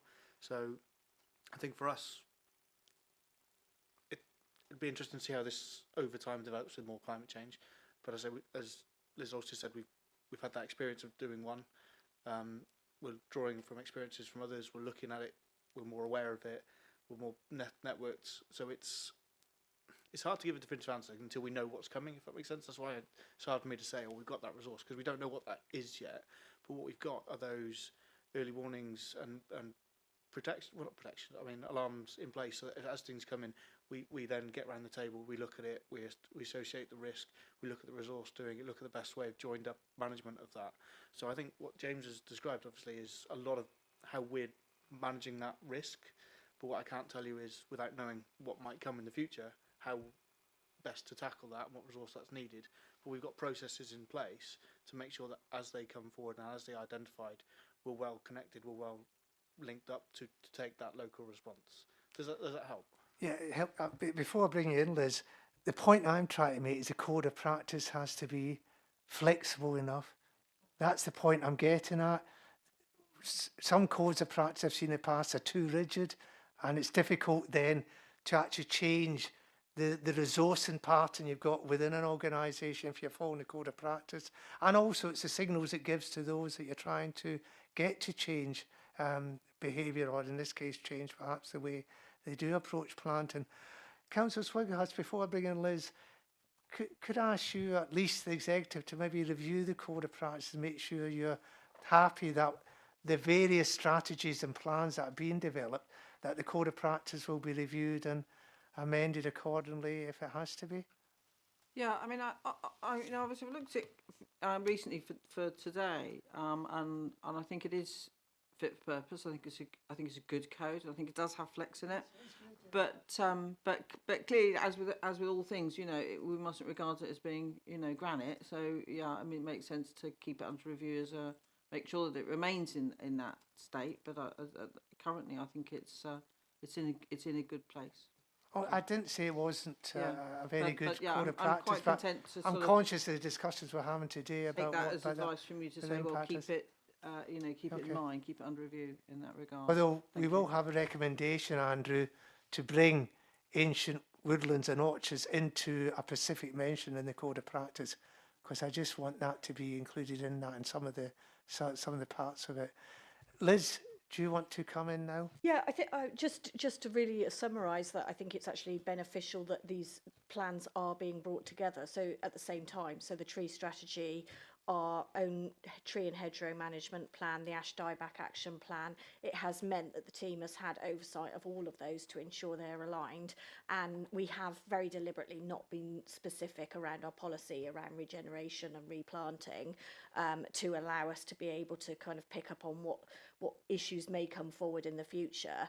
I think James is really well linked into the national network with the Forestry Commission and DEFRA and so on. And so that, you know, that kind of gives us that alert, if you like, of what is coming across, because often inevitably it tends to come east to west as it moves across the country, so we can actually understand what is potentially coming our way in terms of pathogens. Councillor Highfield, then. Just want to something move I on wanted again. to add. We've talked a lot about trees and hedgerows, which are all above the ground. Haven't seen any mention about what's under the ground, and in fact, for carbon sequestration, what's under the ground is arguably more important than what's above the ground, and the management of trees and woodland and hedges has to take into account the growing science about fungi, in particular mycelium, under the ground, which store masses of carbon. So somewhere we need to have incorporated what we know of the science of what's under the ground into our overall strategy. That's a use. I was just about to move on to another objective, Ben, which is the carbon management plan. I think that's a very useful lead-in to talking now about carbon management plan that we're developing or have developed in the county over a number of years. Very good plan as well. Ben, do you want to respond to that in the context of the carbon management plan? Then I want to go on to talk about offsetting and the opportunities there as well. Thank you. Yeah, of course. So I was initially just going to say we are currently at the very early stages of the new county-wide tree, hedgerow, woodland strategy. So we're consulting at the moment. I'll make sure that that's obviously fed into that work to make sure that consideration is part of that. So just to say, you know, we'll capture that. We'll take that away. So just to add, to make how important it is, I read very recently that if you look at a piece of woodland and you say, well, there's a lot of carbon in all those trees and branches and leaves, there will be more carbon under the ground in the fungal filaments than there is in the trees that you're looking at. So that's how critical it is. And the effect of tree management, cutting, removing and so on, can affect how healthy that underground environment is enormously. And I don't know whether we know enough about it, but we certainly need to be on top of wherever the science is going on top of that, because it is critical. Yeah. okay. So as I said, I'll take that as an action. We're currently consulting, so this is a really good opportunity and good timing to have this conversation. So we'll put that in. The other aspect where you were saying about the carbon management, I suppose what I tried to put a little bit in the report was just sort of explain where we are with our carbon management plan. So we're currently in our we started our carbon management plan back in 2008 with our net zero target by 2030. And so what we've done is we've split it up into 5-year chunks. So we've got the overarching strategy and then 5-year plans, if that makes sense, of how we're going to deliver that. So we're currently on track for a 75% reduction by 25-26. And then what we're just working on now is the starting of that next plan to take us from 26 to 2030, which is then how we're going to get to zero. I mean, there are already a number of things in train and development, but it's sort of bringing that all together in the new plan. So what I tried to show in the report was that we've always tried to follow the sort of carbon hierarchy there of around designing out the need for energy and emissions and then making things more efficient and then looking at renewable energy. And then the very last thing we look at in a similar way to a waste hierarchy is the offsetting, if that makes sense, because we want to just reduce what we generate first, and then when we've got residual emissions we can't, it's then looking at how we offset those. So that's why we've to date not focused on that, because we've been following that approach. We recognise that in this next plan we absolutely need to look at that. In order to get to zero we need some of that. And so what's currently happening is, you know, Liz's team and Richard Vaughan's team are looking at opportunities across our estate, both what assets have we got, in terms of all of, you know, all the surveying we've already talking about, what sequestration does that already do? In that we're currently reporting we're on track for nearly 75%. We could be better than that because we're not currently considering the natural offsetting from our current estate. So we want to work on that. Our team are working closely with DESNES, the Department for Net Zero, and looking at a standardisation of essentially a metric to calculate that carbon offset, because there's different methodologies out there, and what we want is a national one, because we follow the national DEFRA guidance on carbon emissions. We want a very, you know, robust way of doing that. So we are working with DESNES on that opportunity. Liz and Councillor Swinghurst mentioned earlier that we've already started quite a bit of work looking at a business case and opportunities really for sort of tree nursery development, and that idea is looking at multifaceted. So it's around how could it develop a tree nursery for our future needs, so we could be growing them over time. How can that have the co-benefits of carbon sequestration? Could we then look at the potential for elms biodiversity credit generation, looking at potential phosphate credit, depending on what and where we do this. So we are looking at those type of opportunities at the moment and trying to develop those into business cases to say, actually, what we're looking at here is we're investing in nature and actually making that a self-investing, self-financing opportunity. And that is the thinking we're doing at the moment. So we are just setting up a cabinet working group to look at how we do our next carbon management plan. And because there's going to be some challenges in that, it's getting harder because we've done a lot of the easier reductions and efficiencies, and so that piece of work is very much in play at the moment. And so the questions you're asking there are the same questions we're asking ourselves of how do we look at that. So how do we look at what the cost of carbon will be in the future, and then how that ties in with those future investments, looking at opportunities across our state, looking at how we do future developments with biodiversity net gain, etc. And what that can bring. So that does that kind of give an overview of the thinking and the approach we're working at the moment. But that will all be coming together in the next carbon management plan. But that will bring in all of these aspects as well, and it goes back to that initial conversation of, you know, we've got all these pieces of work with a separate climate change adaptation piece as well, which again is feeding across. And maybe there's an organogram for me to show how they are all linked together. There is one point that I think is missing here, and it probably end up in the recommendations if the committee agree. The Code of Practice has an overarching aim from the council to increase the tree canopy in the county. That's quite key. It sort of fits in with Councillor Highfield's point about remembering what's underground is as beneficial as the trees themselves. It seems to me that there would be a benefit of having a percentage target for that increase in tree canopy, at least on council land, perhaps akin to biodiversity net gain. And it just strengthens the sort of overarching aim into something more tangible, and to do that by 2030. So I've got an idea of a recommendation to put to the Executive Council Swinghurst for a percentage target to for council land. I know you can't necessarily deliver it across the county, but it seems to me you've got this overarching aim to increase the tree canopy, but no real detail underneath it. And I think a percentage target might be something the committee could ask for as a realistic way of driving that overarching ambition forward. Councillor Highfield. And I've harped on about this before. Liz has heard me go on about this. The giant elephant in the room for net zero is the definition of net zero. Under the Department for Net Zero and under the International Committee on Climate Change, IPCC, the definition is basically the state of achieving a balance between the amount of greenhouse gas emissions produced and the amount removed from the atmosphere. Now, if we genuinely are chasing that, it is a total disaster, because it means for worldwide 2050, it means another 26 years of increased quantity of greenhouse gases in the atmosphere. I don't know if any of you have really thought about what this means. What we need to reach is a point where the amount of greenhouse gases in the atmosphere are no longer warming the climate, and that's a completely different thing. Because balancing, that means there's as much going out as there is coming in. And that means the levels will be much higher than they are today. And that is a disaster. It's a disaster for us, it's a disaster for the world, and I don't understand why that's the definition that we're working to. We should be working to a definition where we've reached the amount of greenhouse gases in the atmosphere that no longer warms the planet. That's what we should be targeting, and we're not. And the two are vastly different. So I'd like to throw that in.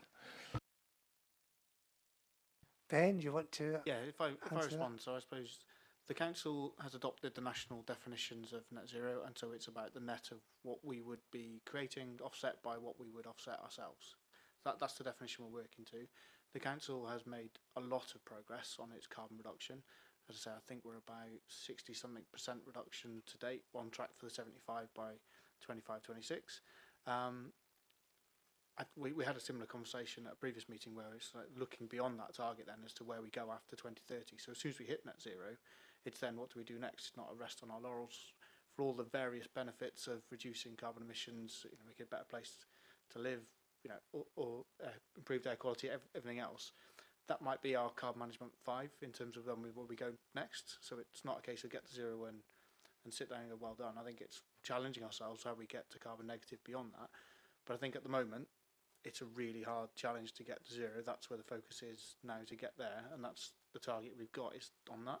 So I think it's potentially a future conversation as to how do we then go beyond that. But I think at the moment, we're putting that plan in place to get to zero as fast as we can. I say it's a target by 2030. If we can get there earlier, brilliant. That's what we're working towards.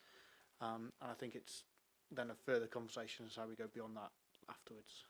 But I welcome the challenge because, that's... Yeah, well, beyond that, I mean, I would like this council to note that the target that we're chasing is completely insufficient to stop global warming. In fact, it guarantees an increased level of global warming. And Helen mentioned earlier that we've reached 1.5%, 1.5 degree increase this year.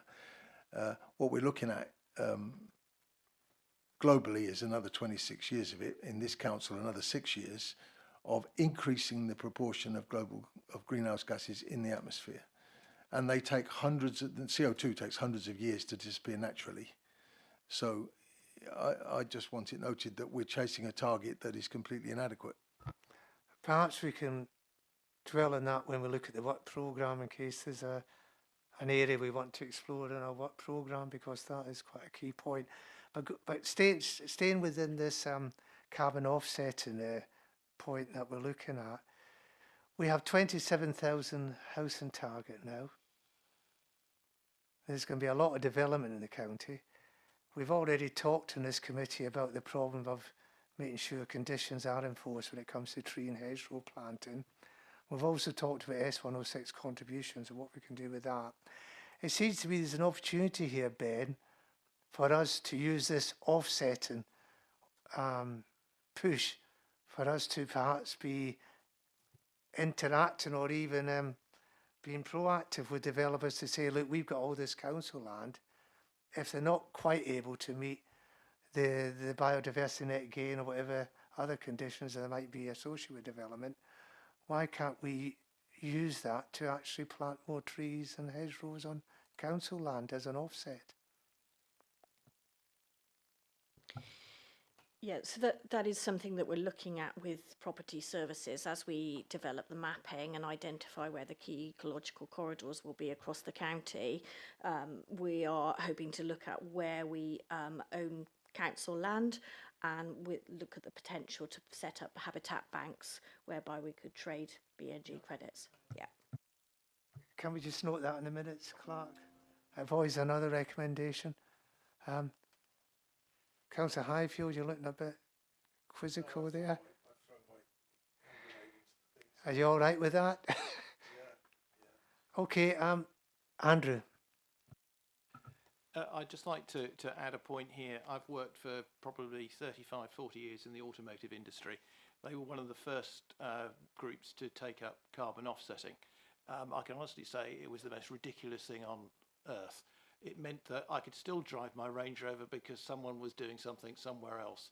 I think we have to take aboard partly of what's been said here, that it's about how we stop doing things, not just trying to offset things. And I think biodiversity net gain is fantastic, but we should see that for what it is. It's biodiversity net gain. It shouldn't be considered to be allowing someone else to still create emissions going into the atmosphere. Thank you.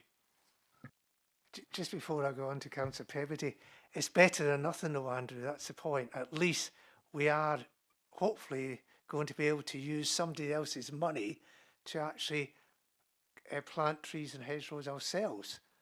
rather than us having to pay for it. I know it's not ideal, but at least it is something.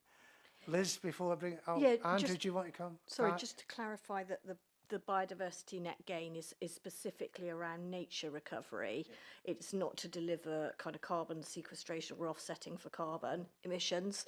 And I think the key to it is probably having the local policy that sets out some biodiversity net gain enhancement on site and some off site, looking at the strategic corridors.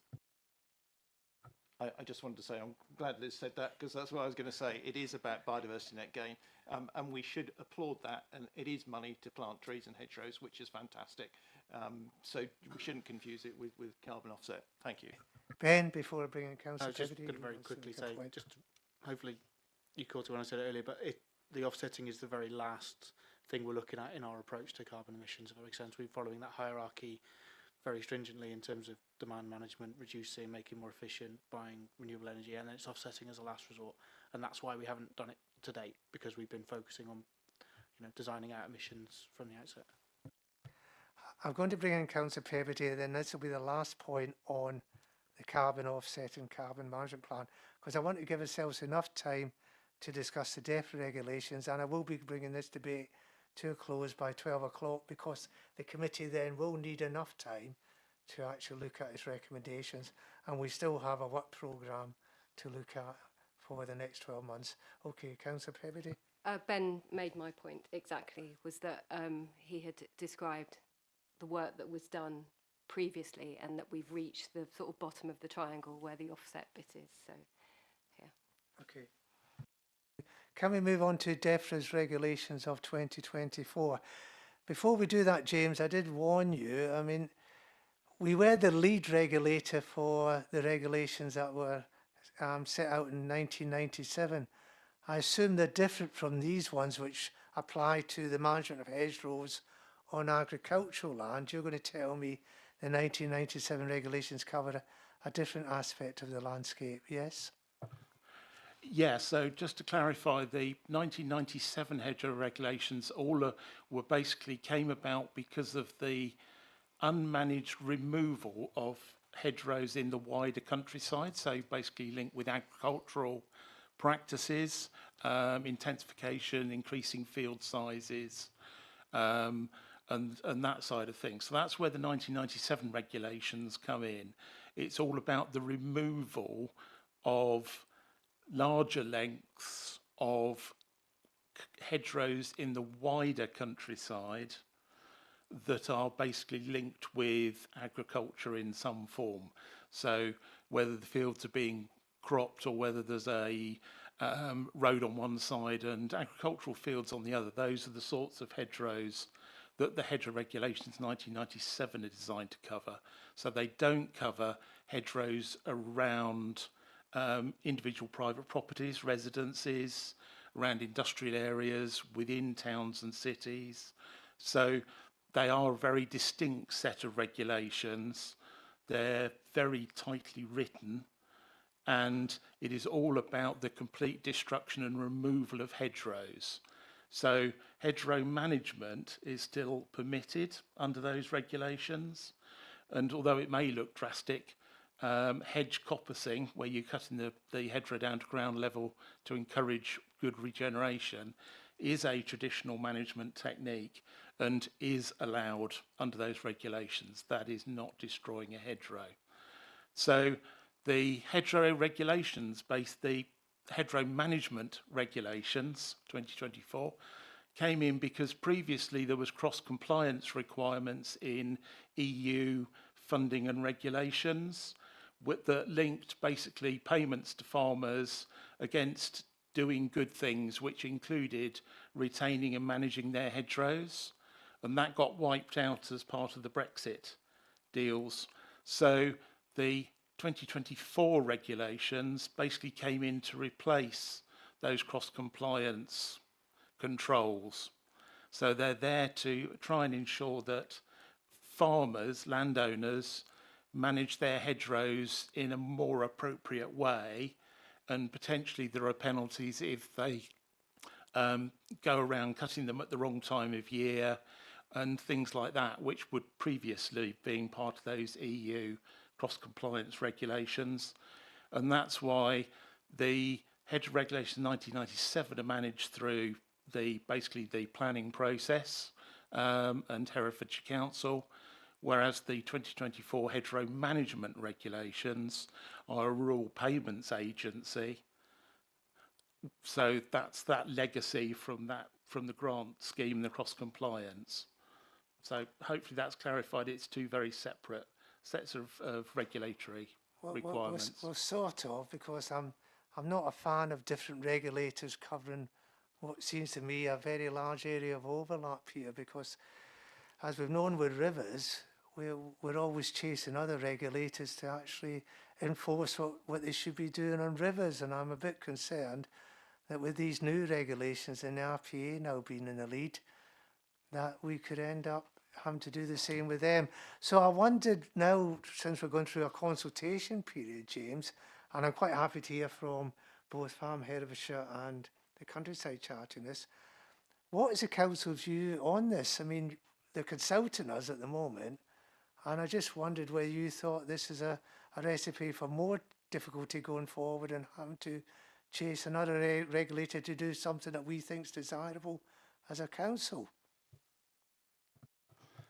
I don't think that anything significantly has changed from the past. It always would have been the RPA dealing with cross-compliance.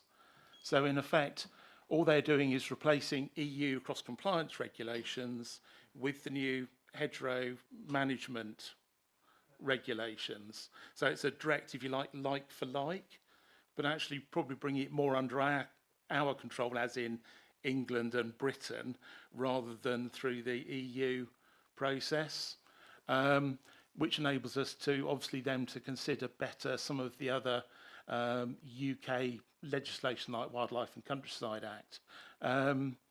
So I think it's actually probably a strengthening in real terms. And I know the RPA have been thinking about this for quite a long time, both in the consultation that they had on what they wanted to replace cross-compliance with, which has already come out, and now they're doing the consultation on what level of enforcement should be, and when and what that is likely to be. So that's what this current consultation is about. It's not about the regulations themselves. It's solely about how the RPA will enforce the hedgerow management regulations. So I don't think anything has changed particularly, and possibly it's actually being strengthened. It certainly, I think, brought it more to the attention of the RPA and the interest in hedgerows. And obviously now there is a hedgerow week, like there is National Tree Week, which is raising awareness considerably. So I think it's actually brought it back into the limelight again, and therefore actually it's probably going to be quite beneficial. And it helps us because we again know specifically what is our responsibility and actually what is the RPA's responsibility, and we can obviously ensure that people are passed in the right direction and resources are prioritised by the relevant bodies. That's very useful to know for the minutes, because I was concerned that this could have been a problem in terms of the gaps that then emerge in terms of enforcement. I'm going to bring in Farm Herefordshire here in case you've got any comments, Stephen, and then Andrew as well, because I know, Andrew, you've been interested in enforcement as well. Stephen, any issues with these regulations from your No, I mean, I'd endorse those previous comments. I don't think anything really has changed as far as what people have to do on the ground. It's almost duplicated what cross-compliance said about hedges. Personally, I think they could have done more in terms of how hedges are managed and gone for some better hedgerow management policies, but you know, there are a lot of hedges that as you drive around the country that actually aren't hedges. They're just sticks that are chopped to within an inch of their life every year, and they've got no bottom in them, and but that's a whole different ball game, I guess. And there was a Councillor Highfield organised a very good meeting with Professor Dover, I think John Dover, about hedges and management. And I mean, that might be something that council could perhaps look to do to replicate and get landowners involved. And Councillor Highfield? Yeah, I heartily agree. I'm glad you said that, because the regulations, they say when you cannot cut hedges. They don't go into when it's ideal from a nature point of view to cut hedges. It's simply to protect them for that period of the summer. And they don't say anything, the regulations, about how they're managed outside of that no cutting time. And John Dover outlined that to us. I think the county needs to promulgate. It's not something that's going to be in the law, but we need to promulgate a best practice system for hedge management to make sure, and we need to simplify it, because what John Dover told us, a lot of it is quite complicated, but it can be distilled down to some quite simple principles that we could promulgate as a county, and somehow acknowledge when people are doing it in the best way possible. There are limitations on farmers, you know that very well. I mean, we're allowed to start cutting hedges in September, but September and October are peak berry, when the birds that we protected by not cutting earlier are trying to feed themselves. So, but to tell a farmer, you know, and he's got his ploughing to do, when it gets very difficult to do something with hedges, he's got his spraying to do, which he's got to time at the right time and the right weather. So it's difficult to enforce anything, but what we should do is promulgate a best practice distilled to the basic principles. For example, 220 is an easy number to remember, and John Dover recommends cut every 2 years, 20 centimetres above the last time you cut, for about 10 or 12 years, and then, as you said earlier, chop it right down to the bottom and let it regenerate, which is also legal. James mentioned that. That's legal to do that. That was his recommendation. That would be a very simple thing to promulgate, rather than go into all the complicated details, so that people get the idea. I don't know about a red tractor scheme that's to do with a red hedge cutter scheme or something that rewards best practice where it's possible. Farmers have got limitations, landowners have got limitations. So I'd like to see something like that.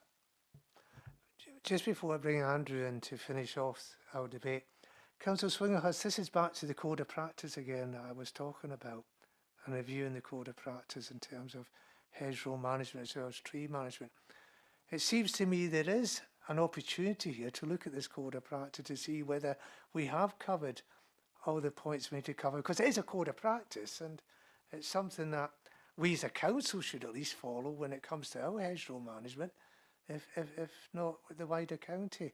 So I'm trying to avoid a recommendation here, Councillor Highfield. I'm just thinking, if we get some assurance from Councillor Swinglehurst and the officers that they will look at this in terms of their code of practice. I'd like a specific recommendation that we adopt a best practice recommendation for the county.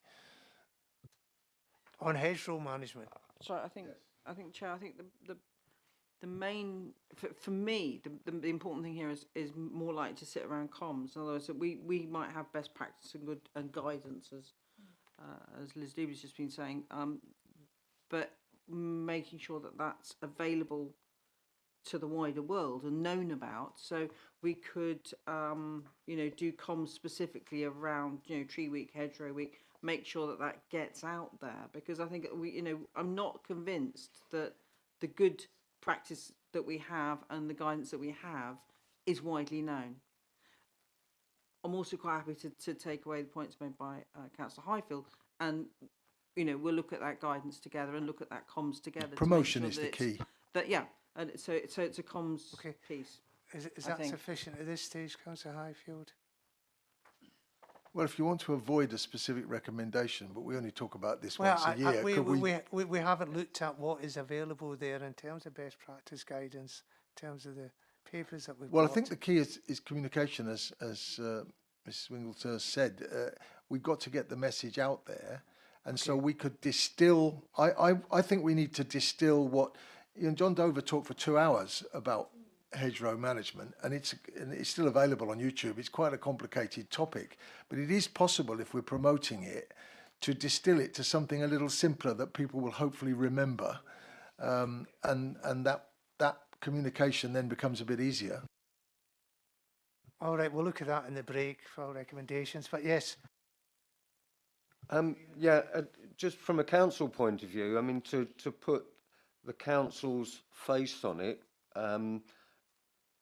verge and hedge trimming around roads, I know it's a difficult subject because there are far more motorists and they all complain about, or we all complain about visibility and safety.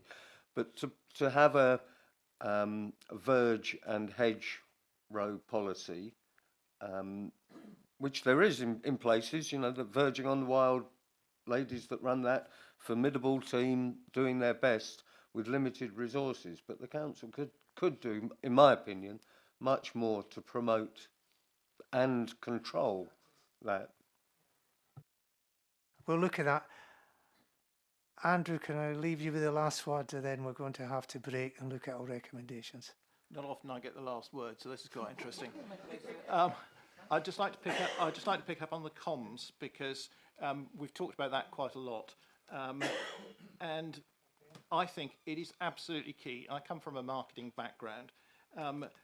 It has to be kept short. It has to be kept understandable. You know, I'm also a smallholder. That's the regulations. I'm never going to read that. I think I know what it means, but I'm never going to read it. And I think that there'll be a lot of other people that are never going to read it. So how do we distill that back into, and I'm going to use the thing, get Brexit done. You know, whether we liked it or not, that was the motto that kept coming out, kept being repeated. We need to find simplicity in how we actually get this across.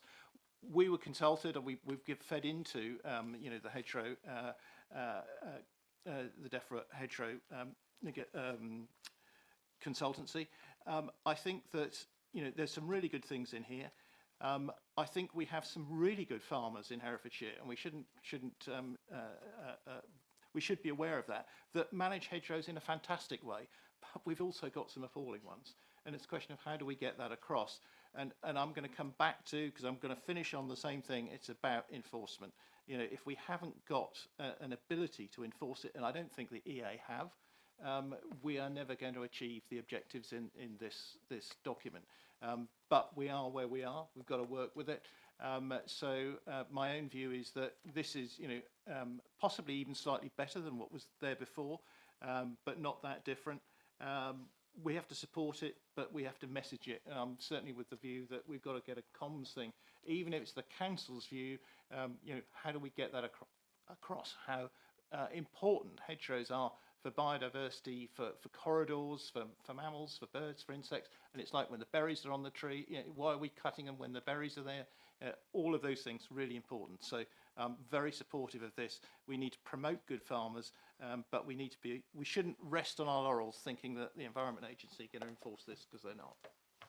Right, so we will look at recommendation on comms then, Mr. Highfield. Ben's going to have the last word. Just a very quick one, I think. I just wanted to reiterate that we're currently consulting on the development of the county-wide tree, hedgerow and woodland strategy. So, you know, we can feed all of this in, and you know, I wanted this discussion to feed into that. So I think that's a key one. I also just wanted to say there is a best practice code point within the code of practice that says that we will adhere to relevant best practice, and so will our partners and contractors. So that is covered within the code of practice. It's then just making sure that promotion's there. And again, going back to the kind of the wider comms promotion work, you know, through working partnership with Farm Herefordshire, with the Climate Nature Board, with our greener footprints, we can then help to promote those best practice out there more widely, if that makes sense. So I just wanted to give that reassurance that we have kind of got those opportunities in place to do. It's obviously doing a little more with those, but in particular that the strategy is being developed. This is a good time to feed in, and we would really welcome any views individually from. You know, I'd encourage all of you to take part in that consultation, because that would be really helpful. I'll feedback, you know, the summary consultation from today as well. But I just wanted to reiterate that. Thank you, Ben. That reassurance will go in the minutes as well, hopefully. I'm now going to pause the meeting for 20 minutes. Can you pause the live stream, please, Alfie?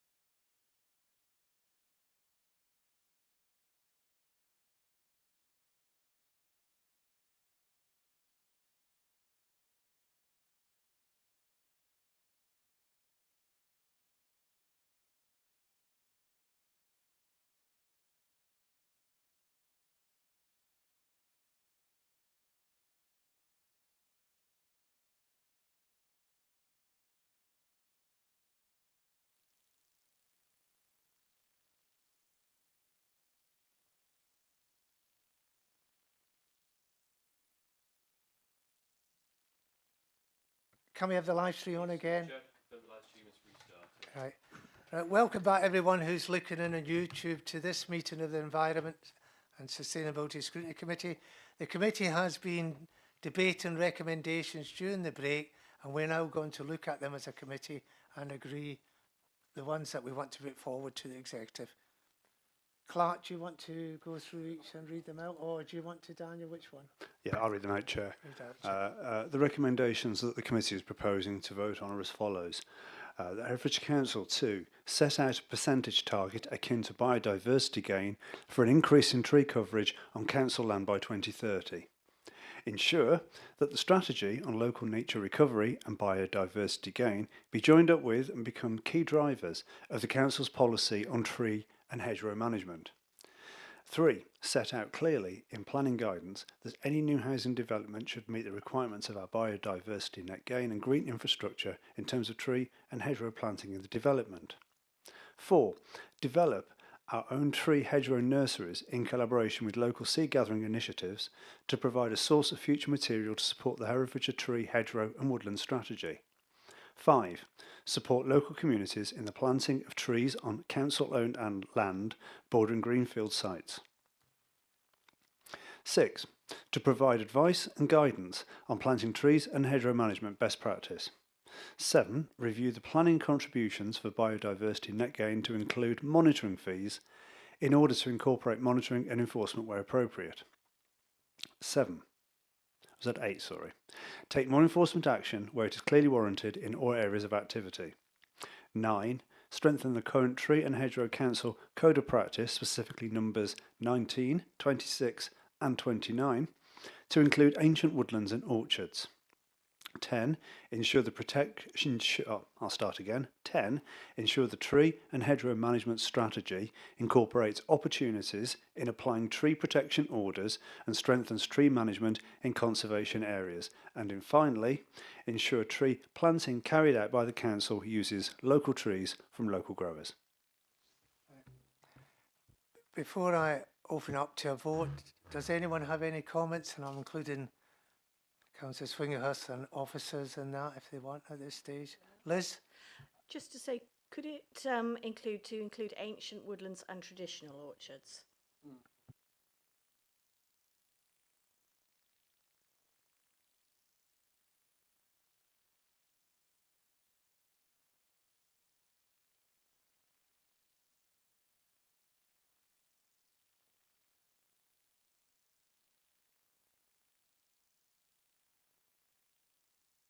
Councillor Heathfield, then Councillor Highfield, then Councillor Thomas. The previous slide, point 3, could it be, I'm trying to remember now which one it was. I need to look at the slide again. Sorry, Daniel, can you pop back? Yeah, please could that just be all development, not just housing? Where there's industrial development, I would also like there to be trees and hedgerow. Do you want all investments there in new housing? Fine. So all developments, that's fine. And then point 4 about our own tree hedgerow nurseries, seed gathering, and it also comes into the final 11th point as well. My point about imagination and that we maybe are going to be needing to use non-local trees, non-native trees to be able to deal with climate change. I just want to make sure that we're not 100% on local. It's a tricky one because potentially non-native trees can be locally sourced, but I just don't want to tie us down just to native trees necessarily. That's a separate point, isn't it? Well, I would argue since it doesn't specify, since the recommendation doesn't specify locality, you don't need to worry about it. But obviously there's a recommendation a little later around local trees and local areas that you might want to look at.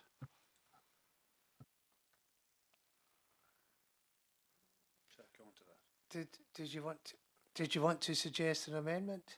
Maybe not to that one, but to maybe the very last one.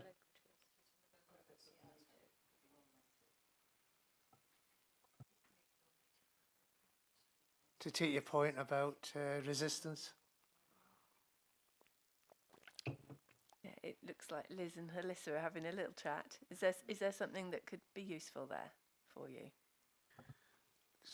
I think we need to caveat that last sentence, that last recommendation, because there may be instances where it isn't appropriate to use native species or local plants for specific reasons. So whether we add in a kind of exception to that, I think it's about where appropriate, or recognising that there may be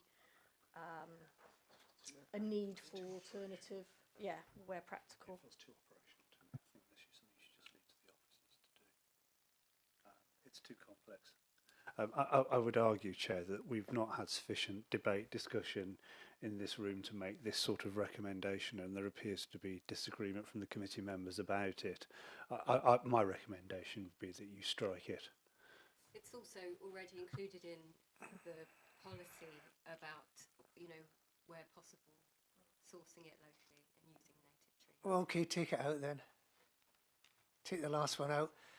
Councillor Heath, I'm going to come to you too. Councillor Heathfield, there's still this point about strengthening the mix of trees. Ben, is the policy sufficient on that one already? Do you want me to read out the line in the policy and then you can take a view? So it says, recovery replacement planting should ensure a mix of species, native and non-native, is planted in appropriate locations to help mitigate effects of future pests and pathogens and allow for climate change adaptation. That's fine. Councillor Highfield and Councillor Thomas. Yeah, just a comment on that, because climate change, but we don't know yet whether that means we've got to plant olive groves or northern forest fir trees, because or mangoes. It could go either way. We're not sure how it's going to affect us yet. So just comment on that. But yes, the top one of those, I don't know about advice and guidance. I'd like it to say something like the council should promote a voluntary hedge management best practice as a supplement to the law on hedges. Right. Shall I say that again? I don't know whether you want Well, to... we could just say and promote best practice on hedgerow management. Yeah. Yes, so that one. How we do that, we can work out later. Yeah. So provide advice and guidance on planting trees and promote best practice on hedgerow management. Which recommendation? The top one on that page. Okay, so how do you want that changing again, sorry? So, and promote best practice on hedgerow management. How does that differ from hedgerow management best practice? It's promotion. It's the promotion was the key, yeah. It's promotion's the key thing, and promote.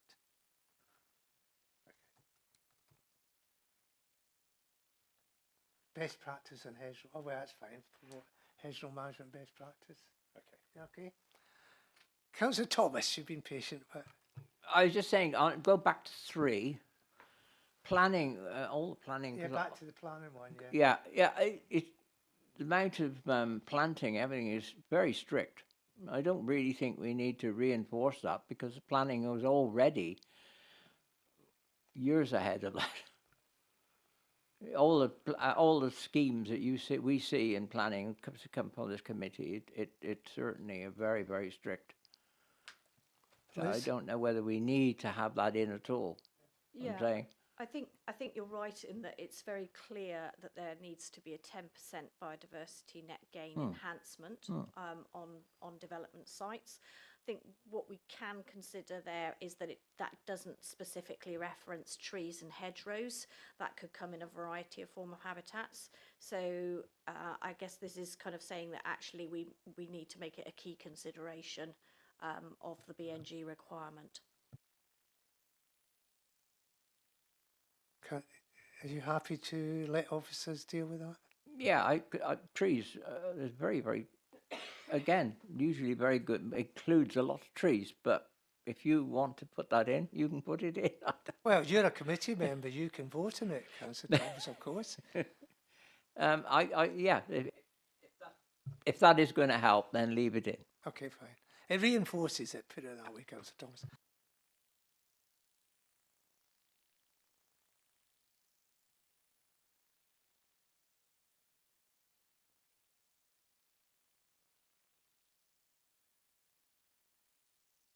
Sorry. Second, are you happy to actually vote these recommendations through? Thank you. And can I thank everyone who was involved in the debate? I thought that was a very good debate, and I hope that it will add value to the work that is, the excellent work that's going on by officers on hedgerow and tree management across the council. Thank you very much. We now turn to item 8, Clark, which is the work programme. If you could put it up, please, on the screen.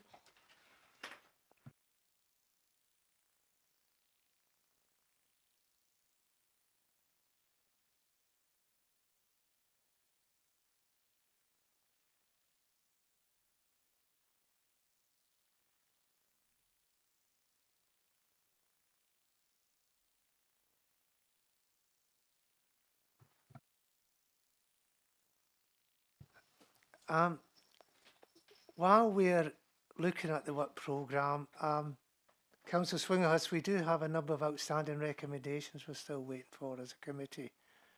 I think we're waiting on Nutrient Management Board, active travel measures and prowls, aren't we? If somebody could look into it for us, Councillor Swingerhurst, that'd be quite useful. If you could, Ben, thanks. It's just that we're just waiting for the responses, that's all. Thank you. Okay, thank you. If you could look at it, Ben, thanks. Okay. Right. Are we ready, Clark? Sorry, just to... Right. If we go to our next meeting, we're looking at a river lug, water quality, and we have 3 objectives there, which we agreed at the previously. I think the only thing I was thinking about there was to include Farm Herefordshire as one of the attendees, Simon. Stephen Clink has agreed to come if we want to send an invite to him.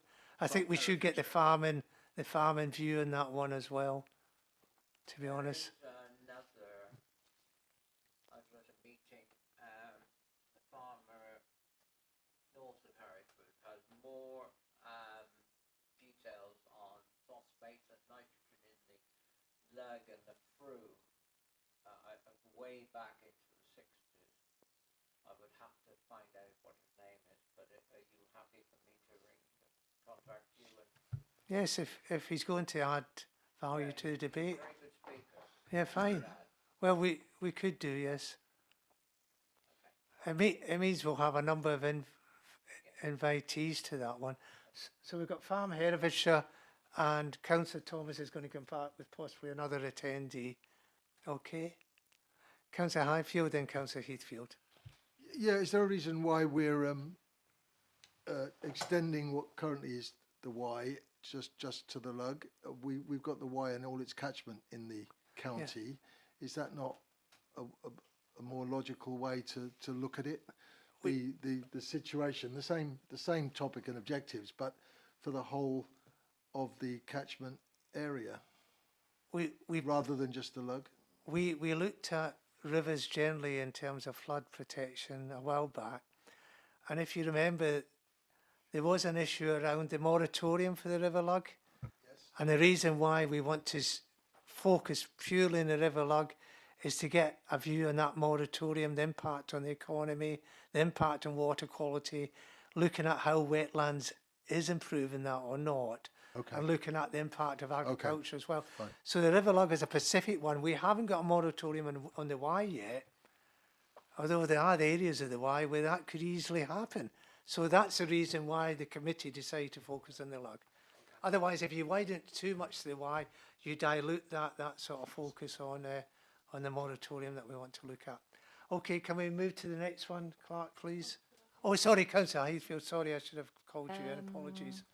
Andrew McRobb, who was here, is the one who's been managing the citizen science programme that's been looking at the lug as well as the Y. And I wonder whether, rather than maybe trying to get evidence from the Environment Agency, it might be easier to get it direct from him and for him to be here as well about what it's been like to get those citizen scientists working together and what he's found the data is showing. This is going to be a big meeting. I don't mind. So you're suggesting that the countryside charity should be invited as well. CPRE. Andrew McRob. CPRE, so Andrew McRob. They're is called the here today. Countryside Charity now. Yeah. Yeah. Well, we'll invite them all and we'll see who agrees to come. We don't normally get the Environment Agency or NRW coming along. No. It's the NRW do have an interest in the lug, don't they? Yes. Yes. Okay. Can we move on to the next one then? Thanks. Thanks for that, Councillor Heathfield. This is energy efficiency and retrofitting. I should say the objectives were given to us by our new MP, Ellie Chowns, because I did ask Justine to contact us, because Ellie's been a very keen champion of energy efficiency and retrofitting when she was a councillor. And those 3 objectives have come from Ellie.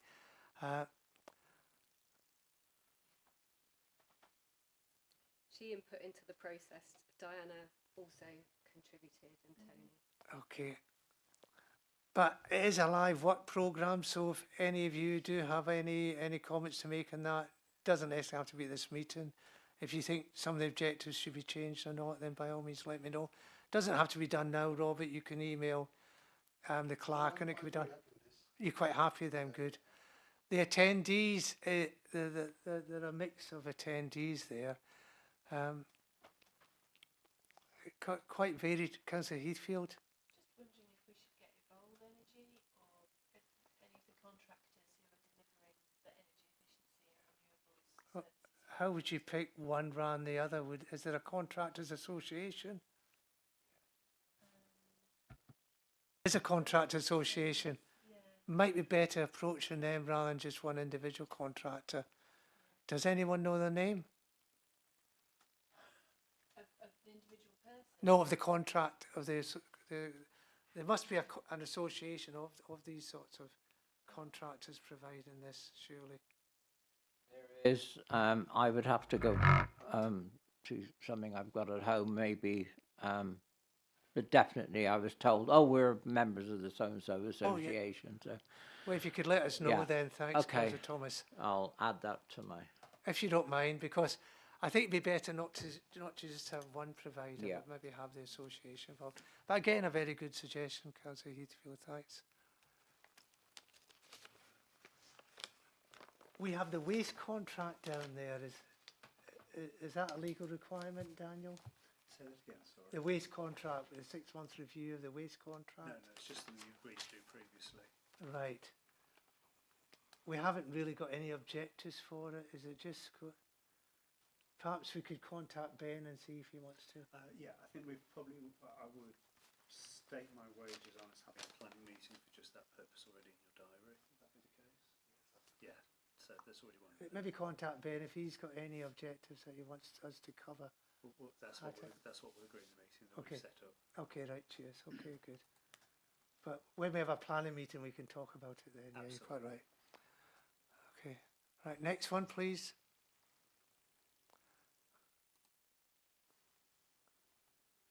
Road user safety. This is looking at the outcome from our previous discussion on active travel measures, where we thought road user safety was worthy of a new item on its own. I don't think anyone's changed their mind on that, have they? I think it's quite important because it's one of those areas that falls through the gaps when it comes to council work and activity. Because I've had one where somebody was dragged down by a car but weren't injured, thankfully, and the police don't want to know and the council don't want to know, and it's very difficult to find who to go to actually have a debate on whether the pavement needs to be reconfigured or whether signage needs to be improved. So, and there's also the big issue around traffic calming. I've got residents in my ward that are very concerned about traffic calming. They want to actually have more of it, but it does cost. And it doesn't actually get the agreement of everyone as well.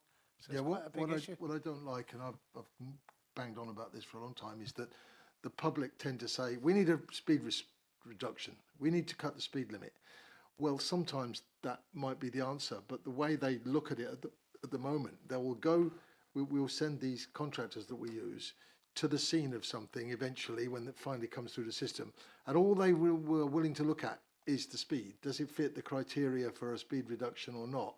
and all the other possible safety measures that could be introduced are ignored. They're not even allowed to look at them because they are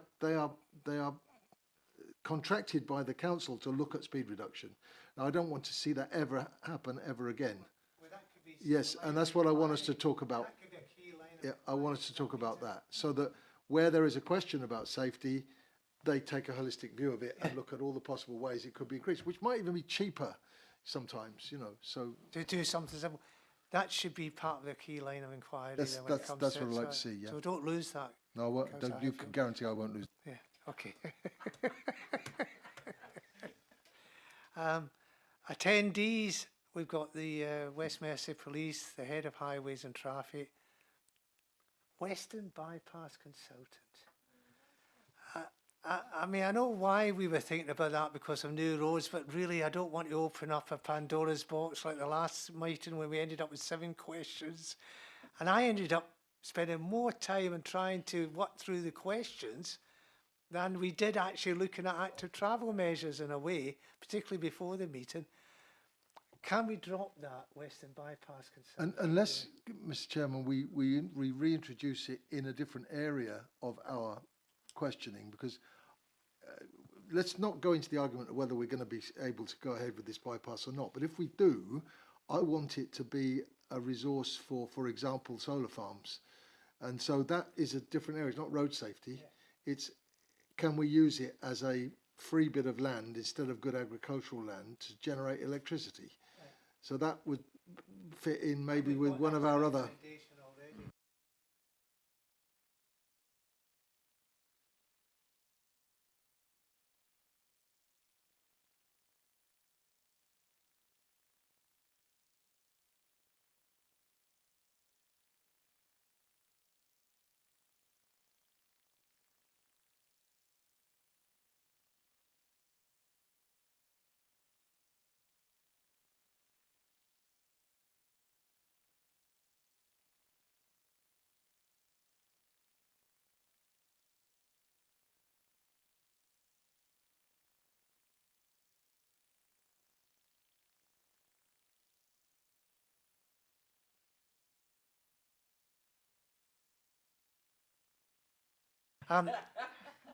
Have we got any idea of who could represent road users? That's what I'm saying, without having a cast of many.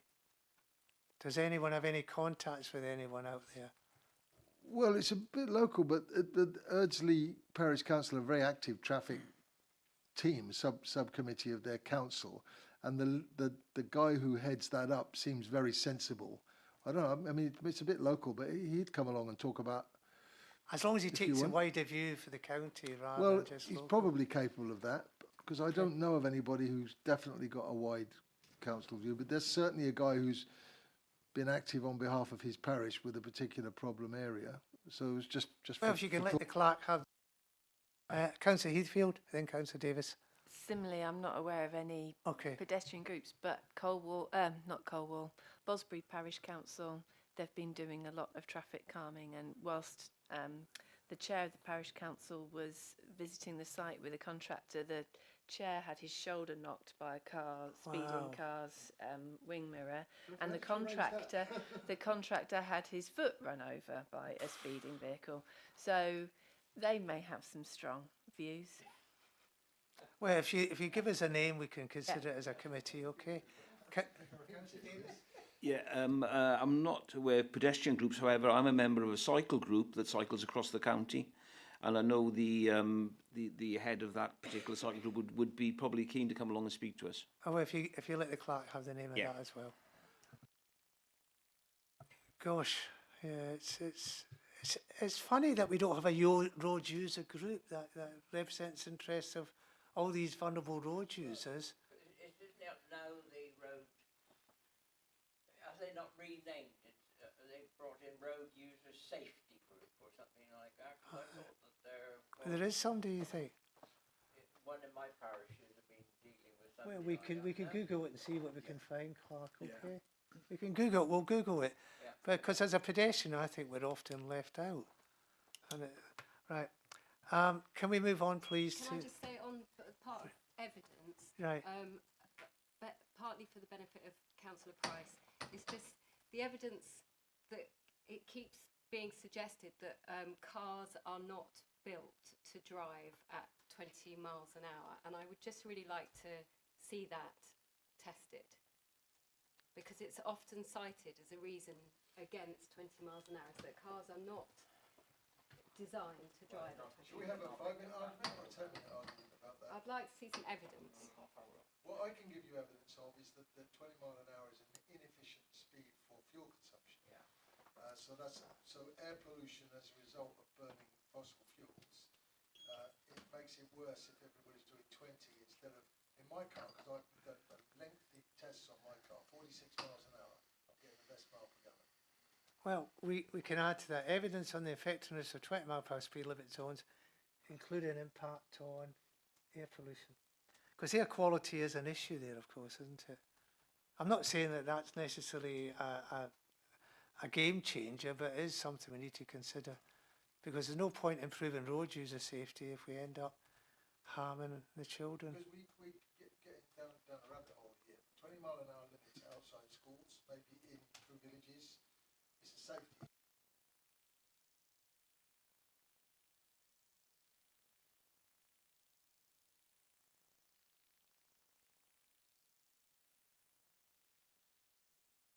As a whole, or 30 mile an Okay, hour roads. we won't do, because what we're talking about is just evidence to try and help us in our debate about the effectiveness of 20 mile per hour speed limits.